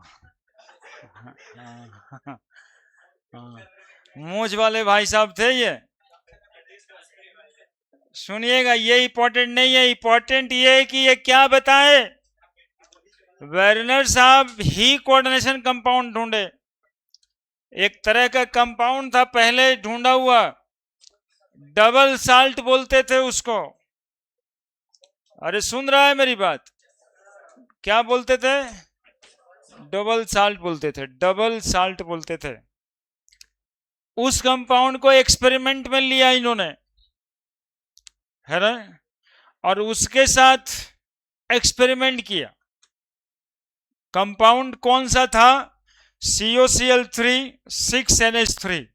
देखिएगा, पहले ये थोड़ा सा एक्सपेरिमेंट देख लीजिए। COCl3 6NH3, ये कंपाउंड पहले जब तक वर्नर साहब एक्सपेरिमेंट नहीं किए थे तब तक डबल साल्ट में काउंटेड था। नहीं है दुगो, अरे दो कंपाउंड एक साथ है, ऐसे कंपाउंड को पहले डबल साल्ट कहते थे। इसको क्या कहते थे पहले? इस कंपाउंड को लिया इन्होंने और इसको रिएक्ट करवाए। अरे सुनेगा तब ना, बढ़िया से सुन रहा है सब? इस कंपाउंड को रिएक्ट करवाए सिल्वर नाइट्रेट एक्सेस अमाउंट में लेकर के, मतलब जितना चाहिए उतना। ठीक है, ठीक है। अब रिएक्शन के बाद देखे कि एक ठो AgCl प्रेसिपिटेट हुआ। क्या हुआ? एक मॉलिक्यूल AgCl प्रेसिपिटेट हुआ, है ना? क्या प्रेसिपिटेट हुआ? एक मॉलिक्यूल AgCl प्रेसिपिटेट हुआ, बस एक मॉलिक्यूल। फिर इन्होंने COCl3 5NH3 लिया, ये भी डबल साल्ट था। इसको भी सिल्वर नाइट्रेट के साथ रिएक्ट करवाया। देखिए ना कितना इंपॉर्टेंट है। उधर क्या चल रहा है? करेगा बदमाशी, कुछ देर के बाद कुछ बुझाएगा नहीं, फिर अगला दिन तुम ही समाज में कहते चलेगा जाना पड़े, हम तो गए थे भाई, हमारा बुझेबे नहीं किया, हम सोचे इस बार ना जाएंगे। ये तिवारी जी माहौल बनाने वाले। हाँ, ऐसे ही करेगा। अभी जब उधर देखेगा तो कैसे समझ में आ जाएगा? वर्नर साहब इस काम को करने में पूरा जिंदगी लगा दी, एगो थ्योरी बताए, आज तुम उसको समझने में सोचता है ऐसे ही बैठ के। चलिए देखिए, COCl3 5NH3 सिल्वर नाइट्रेट के साथ में रिएक्ट किया जानते हो कितना मोल HCl मिला? मात्र 2 मोल मिला। पहले में कितना मोल मिला था? 3 मोल। अब कितना मोल मिला? 2 मोल। देखते रहना, तुम लोग देख ही नहीं रहा है तब। अब अगला बार देखना, 4 NH3 लिया और फिर सिल्वर नाइट्रेट के साथ इसको भी रिएक्ट किया, एक्सेस ऑफ सिल्वर नाइट्रेट के साथ में रिएक्ट किया। किसके साथ में? अरे बोलो ना, किसके साथ में रिएक्ट किया? सिल्वर नाइट्रेट एक्सेस अमाउंट में रिएक्ट किया। अब इनको 1 मोल AgCl मिला। AgCl, NaCl नहीं, सिल्वर क्लोराइड। बोले कि इस मॉलिक्यूल से जब AgNO3 का रिएक्शन करवाए तो 3 मोल AgCl मिला, मतलब ये 3 गो क्लोरीन था। अरे सुनो ना, क्या गो क्लोरीन था? किसके साथ चला आया? सिल्वर के साथ, तभी तो 3 मोल AgCl मिला। लेकिन अमोनिया बाहर नहीं निकल के आया। अमोनिया निकल के आया बाहर, रिएक्शन में अमोनिया बाहर निकल के नहीं आया। जब COCl3 5 NH3 लिए, ध्यान दीजिएगा नंबर पे भी, 6 NH3 के बदले AgNO3 वही वाला है। इस बार इसमें से तीनों निकल के नहीं आया। देखिए कैगो निकल के आया? एगो नहीं निकला। एगो सिल्वर नहीं निकला है बाहर, समझ रहे हैं हमारी बात? एगो सिल्वर, 3 गो में 2 गो तो निकल गया, एगो सिल्वर, मतलब एगो Cl नहीं निकला। अब ये वाला मॉलिक्यूल लिए, अब फिर उसको सेम रिएक्शन कंडीशन में डाले सिल्वर नाइट्रेट के साथ। इस बार देखते हैं एक गो AgCl बनाए, एगो तो कैगो Cl नहीं निकला? निकला और नहीं निकला से आप क्या समझते हैं? निकला मतलब आयोनाइजेबल, नहीं निकला मतलब नॉन आयोनाइजेबल। सॉल्यूशन में जाके जितना Cl आयंस के रूप में कन्वर्ट हो जाएगा वो आयोनाइजेबल, वो निकला। और जो Cl आयन के रूप में नहीं निकला बाहर, उस Cl को क्या बोले? Non ionisable. जब यहां पे 3 गो AgCl निकला, अरे लिखना छोड़ो ना यार, देखो ना, लिखोगे तो गड़बड़ा जाएगा। अब 3 मोल AgCl जब मिला तो जो नहीं निकला उसको अलग लिखे। वो बोले CONH3 होल 6, और इस पूरे को भाई एक ब्रैकेट के अंदर लिख दो। ये सॉल्यूशन में बाहर नहीं निकलेगा। ये सॉल्यूशन में बाहर निकलेगा कि नहीं निकलेगा? नहीं निकलेगा। और 3 गो Cl निकला है, इसलिए 3 गो प्लस चार्ज दे दो। ठीक है, इसमें क्या करोगे? बोले जो नहीं निकला उसको एक कोठरी में बंद करना है। वही कोठरी बनाए जिसको स्क्वायर ब्रैकेट कहते हैं। इसमें देखो कौन नहीं निकला, ब्रैकेट में बंद करना है, बंद करो। NH3 5 को, और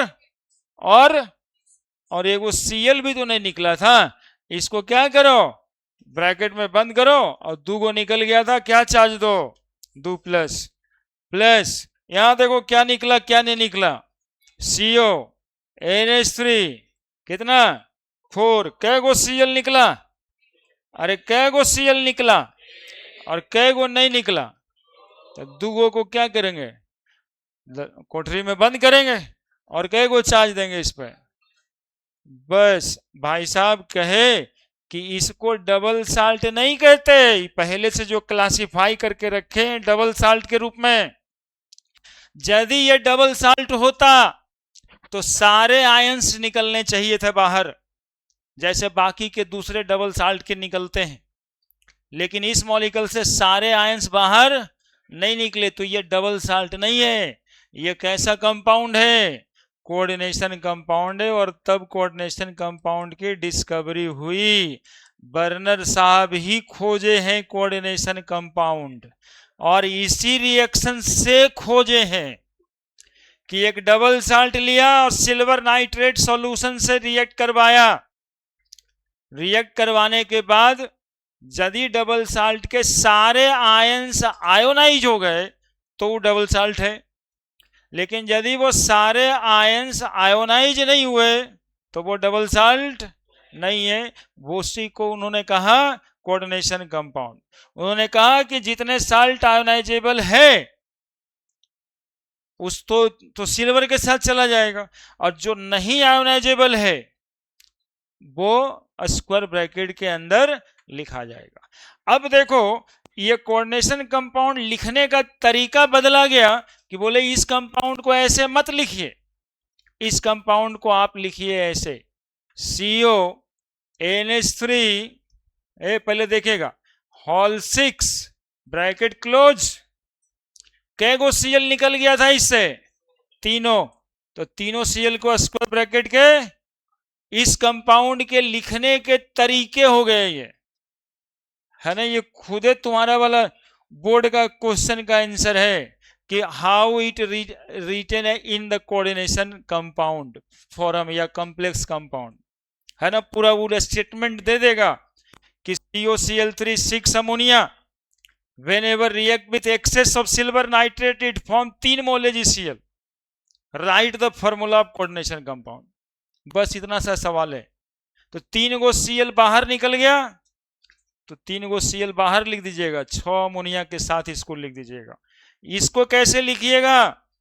तो CO NH3 hall 5 bracket close. थोड़ा गलती हो गया, Cl भी जाएगा ना अंदर। कै गो Cl बाहर निकला? अरे एक आध गो बच्चा कहेगा कि कोची बाहर निकला नहीं निकला हमको समझ ही नहीं आ रहा है, सुनेगा तब न समझेगा। ये Cl 3 गो है, कै गो बाहर निकला? 2 ठो, एक गो रह गया अंदर। बाहर निकला मतलब आयोनाइजेबल, नहीं बाहर निकला मतलब नॉन आयोनाइजेबल। तो एक गो Cl अंदर रह गया, 2 गो Cl बाहर निकल गया। बोलो ये वाला कंपाउंड कैसे लिखाएगा? CO NH3 हॉल 4 और फिर गलती लिख दिए थे हम, तुम लोग सही लिखो। 1 मोल AgCl निकला, कै गो नहीं निकला? तो Cl2 भी लिखेगा ना, बोलो। और बाहर में कै गो Cl लिखेगा? ये देखो इस कंपाउंड के लिखने के तरीके ये हुए, इस कंपाउंड के लिखने के तरीके ये हुआ। जो कंपाउंड पहले से ऐसे लिखा जा रहा था उसको वेर्नर लिखने को बोला। बोले इससे बाइफरकेट हो जाएगा कि इसमें कितना आयोनाइजेबल है कितना नॉन आयोनाइजेबल है, कितना निकला कितना नहीं निकला। बाद में वेर्नर साहब कहे कि मेटल को एक वैलेंसी नहीं होता, जैसा आप लोग जान रहे हैं मेटल एटम को 2 तरह का वैलेंसी होता है। एक ठो को कहते हैं प्राइमरी वैलेंसी और दूसरे को कहते हैं सेकेंडरी वैलेंसी। यानी वैलेंसी जो अभी तक इससे पहले आप जान रहे थे एक के तरह का होता है खाली वैलेंसी, वेर्नर साहब कहे नहीं, वैलेंसी इज ऑफ 2 टाइप, एक प्राइमरी वैलेंसी और एक सेकेंडरी वैलेंसी। ये सेकेंडरी वैलेंसी है जो नहीं निकला, और जो निकल गया वो प्राइमरी। जो आयंस आयोनाइज हो गया वो प्राइमरी वैलेंसी से जुड़ा हुआ था, और जो नहीं आयोनाइज हुआ वो सेकेंडरी वैलेंसी से जुड़ा हुआ था। यानी कोबाल्ट की सेकेंडरी वैलेंसी 6, 5 और 1, अरे बोलो ना मेरे साथ। और कोबाल्ट की सेकेंडरी वैलेंसी और कोबाल्ट की प्राइमरी वैलेंसी, कोबाल्ट की सेकेंडरी वैलेंसी 5, 1, 6, कोबाल्ट की प्राइमरी वैलेंसी, कोबाल्ट की सेकेंडरी वैलेंसी और प्राइमरी वैलेंसी। हाँ, तो वैलेंसी प्राइमरी वाला तो वेरिएबल होता है लेकिन सेकेंडरी वैलेंसी वेरिएबल नहीं होता है। ये वेर्नर साहब का थ्योरी है। प्राइमरी वैलेंसी वेरीज करता है ट्रांजिशन एलिमेंट का, जो आप लोग जानते भी हैं, लेकिन सेकेंडरी वैलेंसी वेरीज नहीं करता है। फिर बताया कि अरे सेकेंडरी वैलेंसी ही कोऑर्डिनेशन नंबर कहलाता है ना। सेंट्रल एटम के सेकेंडरी वैलेंसी जो होते हैं वही उसका कोऑर्डिनेशन नंबर होता है। अभी तक उल्टा पढ़ रहे थे, वेर्नर साहब को सब सीधा कर दिए, है ना। ये वेर्नर थ्योरी का 4-5 पोस्टुलेट से। अब लिखिए जल्दी से, फिर लिखाएं। फोटो में हल्ला उल्ला मत करिए, पढ़ना होता है, पढ़ना एक बहुत मेहनत का काम होता है ना। ऐसे ही यूनरी ब्लडर थोड़ा लूज लूज चल रहा है आजकल। डांट उठ देंगे तो फिर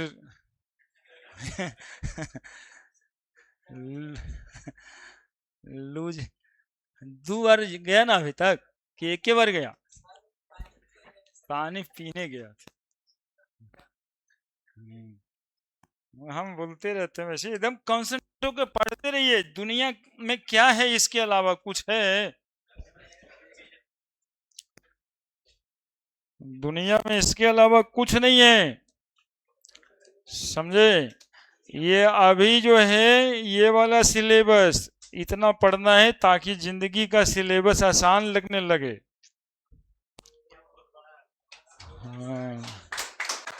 हाँ। अभी वाला सिलेबस इतना पढ़ना है, जिंदगी वाला सिलेबस आसान लगने लगे। लिखिए, पहले लिखिए।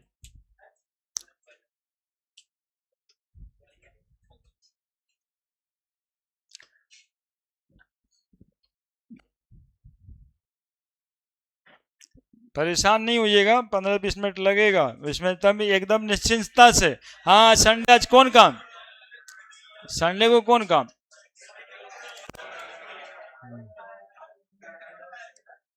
चलिए हो गया, वो समझ गया।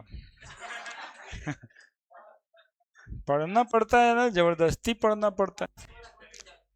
हाँ, संडे संडे को क्लास नहीं रखना चाहिए। देखिए, सीख देता है हमको, यही सीख समाज में फैलाते रहता होगा। हम तो हैं कि थोड़ा इधर उधर नहीं बहकेंगे, बाकी को तो बहका के रखेगा कि संडे को क्लास नहीं लेना चाहिए, जाना चाहिए घूमने के लिए। हाँ, गंगा जी के किनारे में चिनिया बादाम लेके बैठ के, गमछा लेके, है ना?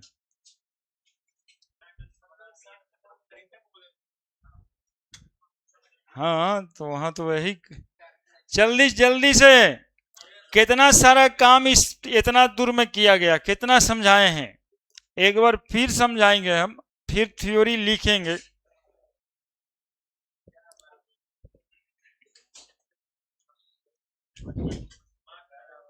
4 पॉइंट है। पढ़ना पड़ता है बच्चा, वैसे ही जबरदस्ती पढ़ना पड़ता है। क्वेश्चन बिना जबरदस्ती किए बनता कहाँ है? वर्नर साहब को इस बात के लिए नोबेल प्राइज तो जरूर मिला है, 1913 में मिला।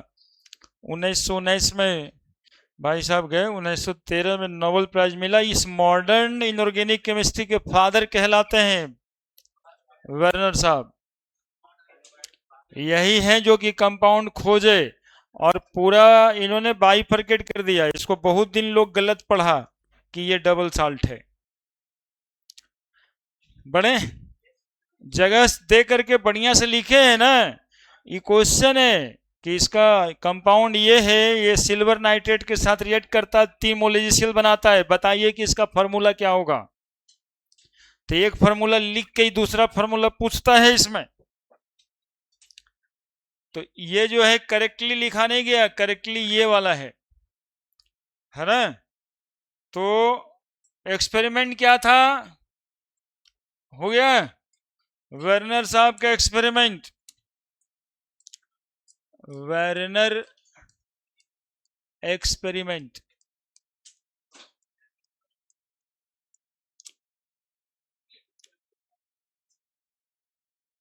Double salt of cobalt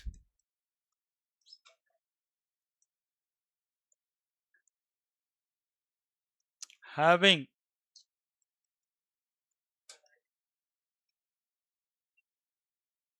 different number of ammonia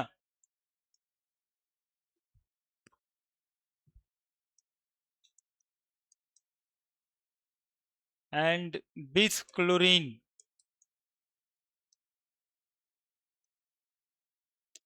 is reacted with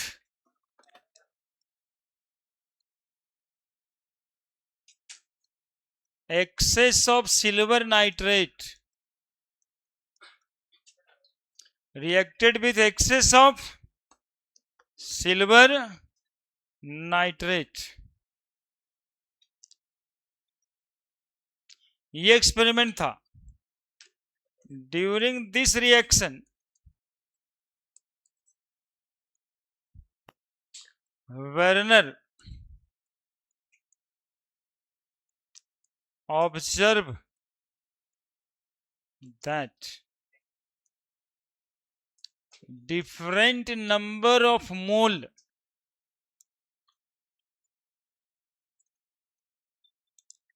of silver chloride form during the experiment.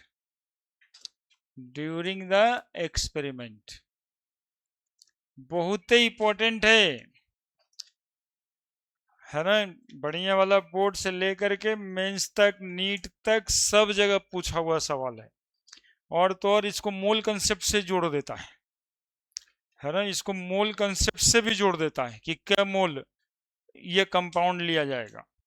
स्टैचोमेट्री वाला जो रिएक्शन, मतलब जो पढ़े थे स्टैचोमेट्री, उससे जोड़ देता है। देखेंगे हम लोग उसका क्वेश्चन भी। Double salt of cobalt having different number of ammonia. Double salt किसका बना हुआ है? कोबाल्ट का, जिसमें अलग अलग नंबर अमोनिया का है। किसके साथ है? With chlorine. Is reacted with access of silver nitrate. React करवाया है सिल्वर नाइट्रेट के साथ। हर रिएक्शन में आजकल 10 क्वेश्चन जेईई मेंस में भी आया होगा, सभे में रिएक्शन सिल्वर नाइट्रेट के साथ किया हुआ है ना। During this reaction Werner observe that different number of mole of A G C L form. देखा 3 मोल एजीसीएल बना, 2 मोल एजीसीएल बना। जो एक्सपेरिमेंट देखा अभी 1 मोल एजीसीएल बना, है ना। तो इससे अब वर्नर साहब कंक्लूजन क्या निकालेंगे? वर्नर साहब थ्योरी क्या देंगे? वर्नर साहब का थ्योरी, वर्नर साहब का थ्योरी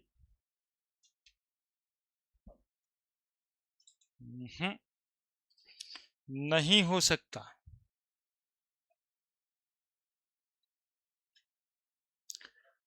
पढ़ना पड़ता है।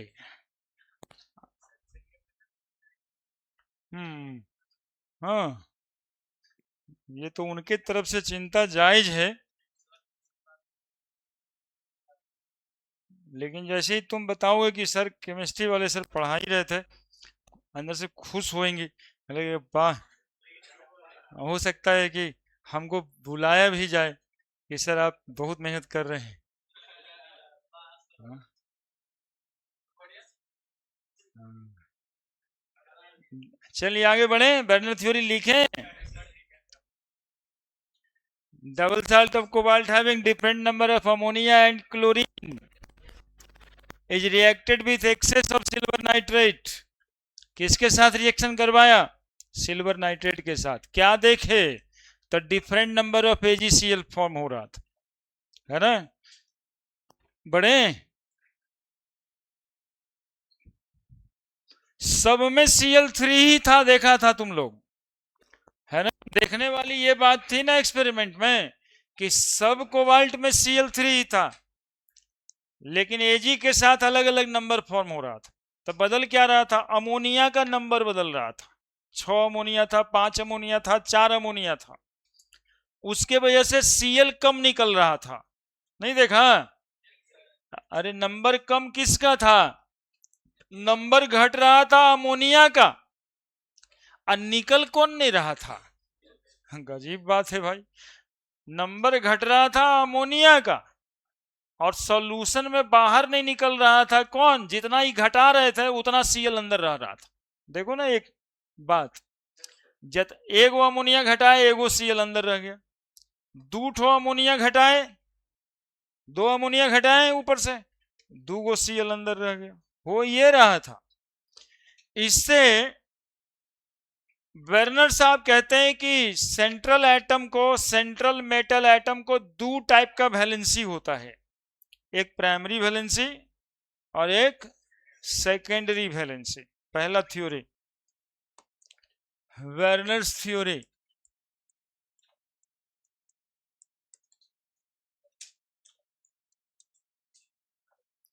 पहला, central metal atom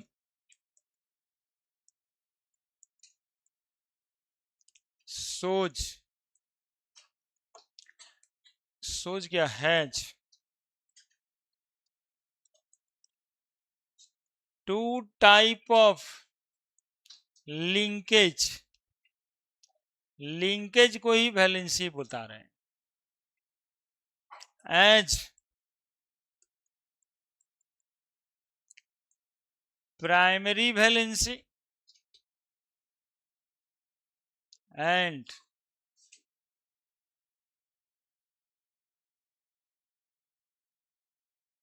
secondary valency. लिखिए जल्दी से। प्राइमरी वैलेंसी जो होता है वो आयोनाइजेबल है।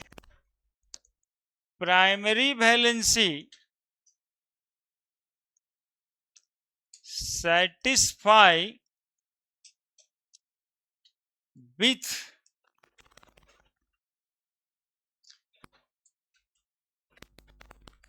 प्राइमरी वैलेंसी जनरली आयोनाइजेबल होता है, ये बात लिखना है हमें, सेटिस्फाई नहीं। Primary valency are ionizable while secondary valency valencies लिखाता है are non ionizable.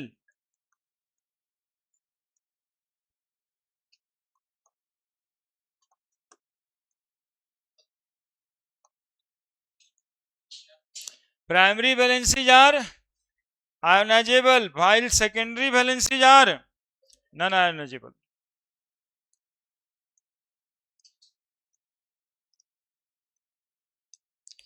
Primary valency generally जो है सेटिस्फाई करेगा नेगेटिव आयन ही। प्राइमरी वैलेंसी सेटिस्फाई बाई, मतलब सेटिस्फाई मतलब उसमें रहता कौन है, सेटिस्फाई बाई निगेटिव आयन, नहीं मेटल के साथ निगेटिव आयन होता है। However secondary valency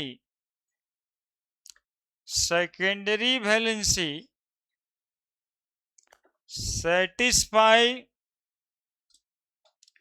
by negative ion as well as, बोलो ना जी, न्यूट्रल मॉलिक्यूल सेकेंडरी वैलेंसी में जुड़ा हुआ होगा। नेगेटिव आयन भी हो सकता है और क्या हो सकता है, न्यूट्रल मॉलिक्यूल। अभी देखा था वाटर भी आया था, अमोनिया भी आया था, Cl तो आया ही था। Secondary valency is equal to coordination number, और यही secondary valency of metal is fixed, ये नहीं बदलता, and it is equal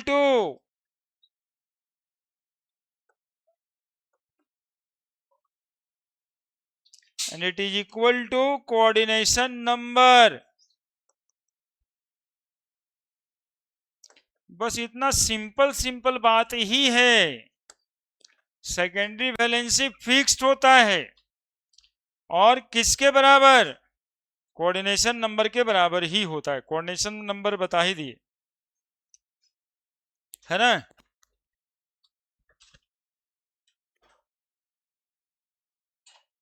primary valency को हम लोग कोऑर्डिनेशन स्फीयर के बाहर लिख देते हैं। पांचवा, जो एलिमेंट सेकेंडरी वैलेंसी से जुड़ा हुआ होगा, द आयन और group link to secondary valency written inside the coordination sphere. Neutral molecule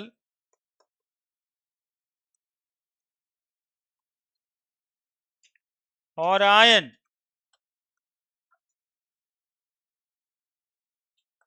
link to secondary valency written inside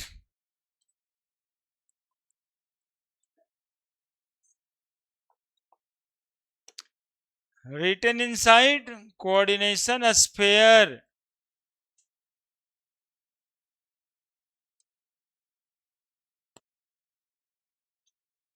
ऐसे ऐसे स्फेयर बनाए थे।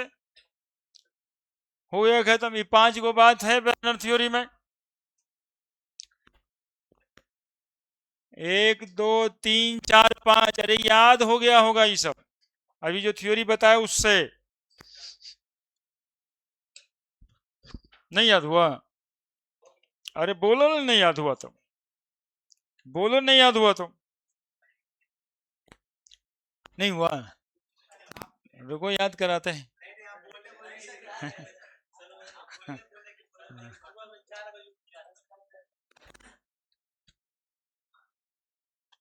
छह बजे पूरे उठते हैं आप?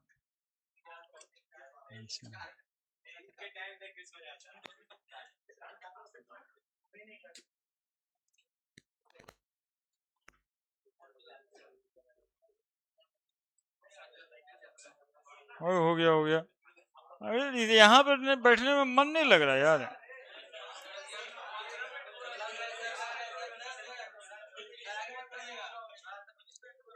अब देखो देखो वर्नर साहब, कोबाल्ट का कंपाउंड देखो ना, याद करा रहे हैं हम थ्योरी।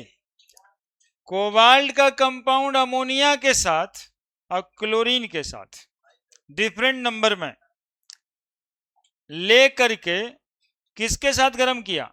सिल्वर नाइट्रेट के साथ। सिल्वर नाइट्रेट की कोई नहीं कमी नहीं थी भाई साहब, कोई कमी ना था, इसलिए एक्सेस लिखे ब्रैकेट में। वो इसलिए समझना है कि ऐसा नहीं कि 3 मोल सिल्वर नाइट्रेट होगा तो 3 गुना निकलेगा, ऐसा नहीं था। जितना चाहिए उतना था, लेकिन मात्र 3 मोल एजीसीएल बाहर निकला, यानी ये 3 गो सीएल निकला, 6 गो अमोनिया नहीं निकला। ऐसे बना दिए, कोई दिक्कत है? 5 NH3 के साथ सिल्वर नाइट्रेट लिया, 2 मोल एजीसीएल निकला बस। यानी 3 गो सीएल जो निकला था, इस बार 3 गो सीएल नहीं निकला, 2 गो निकला। अगली बार 4 NH3 लिया तो 1 सीएल निकला। बर्नर साहब कहे कि एलिमेंट को, सेंट्रल एटम को 2 टाइप का वैलेंसी होता है, प्राइमरी और secondary. Primary valency generally negative ion के साथ बनाता है। सेकेंडरी वैलेंसी न्यूट्रल मॉलिक्यूल भी हो सकता है, न्यूट्रल मॉलिक्यूल भी हो सकता है, प्राइम नेगेटिव आयन तो हो ही सकता है। इतना ही तो बात। सेकेंडरी वैलेंसी को ही कोऑर्डिनेशन नंबर कहते हैं, और ये एक एलिमेंट के लिए फिक्स होता है। प्राइमरी वैलेंसी नेगेटिव आयन से और वो वेरी कर सकता है। और कहा कुछ बोले, बोले सेकेंडरी वैलेंसी में जो भी होगा उसको किसके अंदर रखेंगे? एक कोऑर्डिनेशन स्फीयर के अंदर रखेंगे। बस भाई साहब एक क्वेश्चन बना दीजिए, छुट्टी। नहीं गाली मत दीजिए, बस क्वेश्चन बना दीजिए।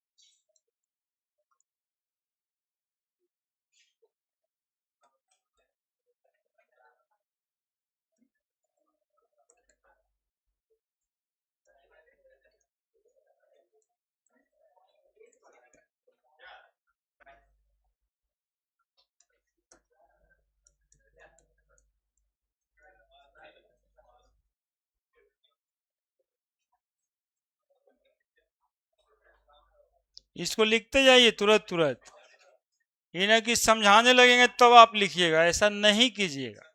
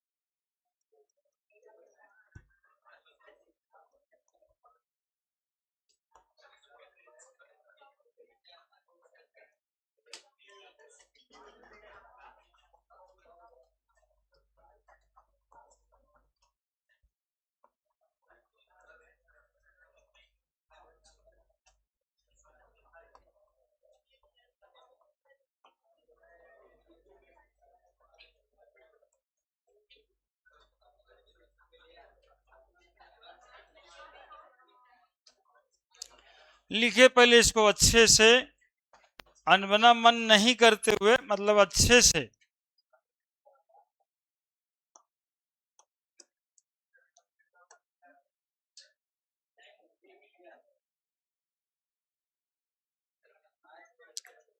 लिखिए। अब देखिए आप इवन आप आज संडे है और संडे के रात में भी आप अच्छे से सो सकते हैं। बोलिए क्यों? क्योंकि आज भी आपने क्लास कर लिया हुआ है, और वो भी 2 क्लास किया तो और भी मजा आएगा। लेकिन बताइए, आज भी हम काम किए।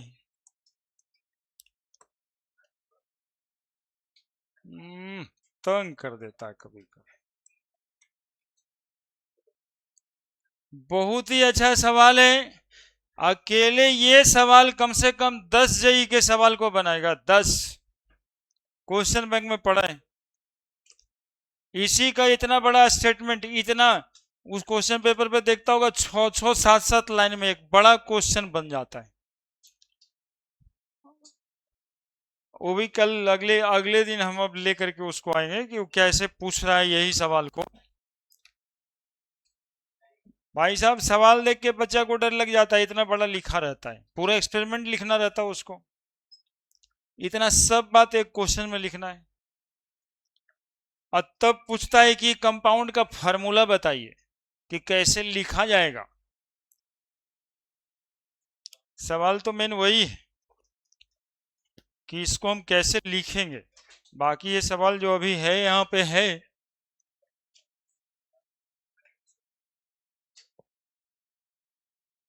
लिख दिए, सवाल लिख दिए। On the basis of following observation made with aqueous solution, assign secondary valency to metal in the following compound. ये फार्मूला है moles of AgCl precipitated per mole of the compound with excess silver nitrate। समझते हैं सवाल? देखिए सवाल क्या है, burner theory ही, burner साहब का एक्सपेरिमेंट है। PdCl2 4NH3 एक मॉलिक्यूल है, इसको एक्सेस ऑफ सिल्वर नाइट्रेट के साथ रिएक्ट कराया गया, ठीक है। तो ये 2 मोल AgCl प्रेसिपिटेट दिया, यानी कि इससे 2 मोल Cl निकल गया, तो कै मोल अमोनिया ने निकला, तो इसकी सेकेंडरी वैलेंसी क्या होगी? यही तो वो पूछ रहा है, एसाइन सेकेंडरी वैलेंसी। तो बताओ जो आयोनाइज हो गया वो प्राइमरी वैलेंसी, जो आयोनाइज हो गया, अरे बोलो ना तुम लोग भी, जो आयोनाइज हो गया और जो आयोनाइज नहीं हुआ, तो इसकी सेकेंडरी वैलेंसी देखो, आंसर यहीं पे लिख देते हैं।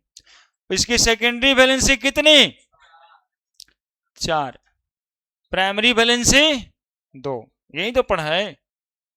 इसकी प्राइमरी वैलेंसी देखो, ये 2 आयोनाइज हो गया, 2 गो Cl चला गया AgCl के साथ, और कैगो वाटर मॉलिक्यूल नहीं गया बाहर, तब सेकेंडरी वैलेंसी 6। कैगो Cl और कैगो H बाहर गया, बोले एक को आयोनाइज नहीं हुआ, तो जो नॉन आयोनाइजेबल है यानी 4 ये और 2 ये, क्या हो गया ये? इसमें कितना आयोनाइज हुआ? कितना आयोनाइज होना चाहिए था, मतलब 2 है, ये 4 है, तो 6 में 1 गया, तो कितना बचा? 5। ये 0, बताओ 2 और 2, बोलिए क्या दिक्कत है? अब इसके साथ एक क्वेश्चन इसमें और जुड़ता है कि इसका फार्मूला लिख दीजिए आप, कैसे लिखिएगा?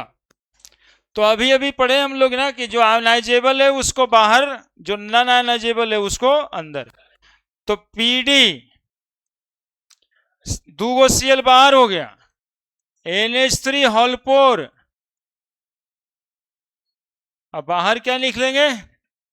Cl2, है ना? अरे देखो ना दिक्कत क्या है, इसमें कै गो निकल गया? 2 गो। बोलो क्या लिख दें? NiH2O। तुम लोग बोल ही नहीं रहे यार, एकदम प्रेशर में है क्या? अरे वाह, कै गो? 0 PT। तुम लोग जल चला गया था पहले ना, समोसा तो चला ही था। एगो अंदर, एक तो बाहर निकलेगा और बाकी सब अंदर, तो CO NH3 होल4, एगो Cl अंदर, एगो Cl बाहर। अब देखो यहाँ पे 0 हो गया, मेरा काम तो हो गया ना, आप लोग काम में साथ नहीं दे रहे हमारे। NH3 होल2 और Cl2, आसान है, पता नहीं क्या है, भारी नहीं है, जानते हो अभिषेक, बहुत ही आसान है। बहुत ही आसान है, देखो फॉर्मूला भी लिख दिए। अब अगले दिन आएंगे थोड़ा सा रिवीजन करा देंगे, लेकिन आप लोग जो है थोड़ा पढ़ने पे ध्यान दीजिए। ये नहीं कि जो माहौल बना करके जो है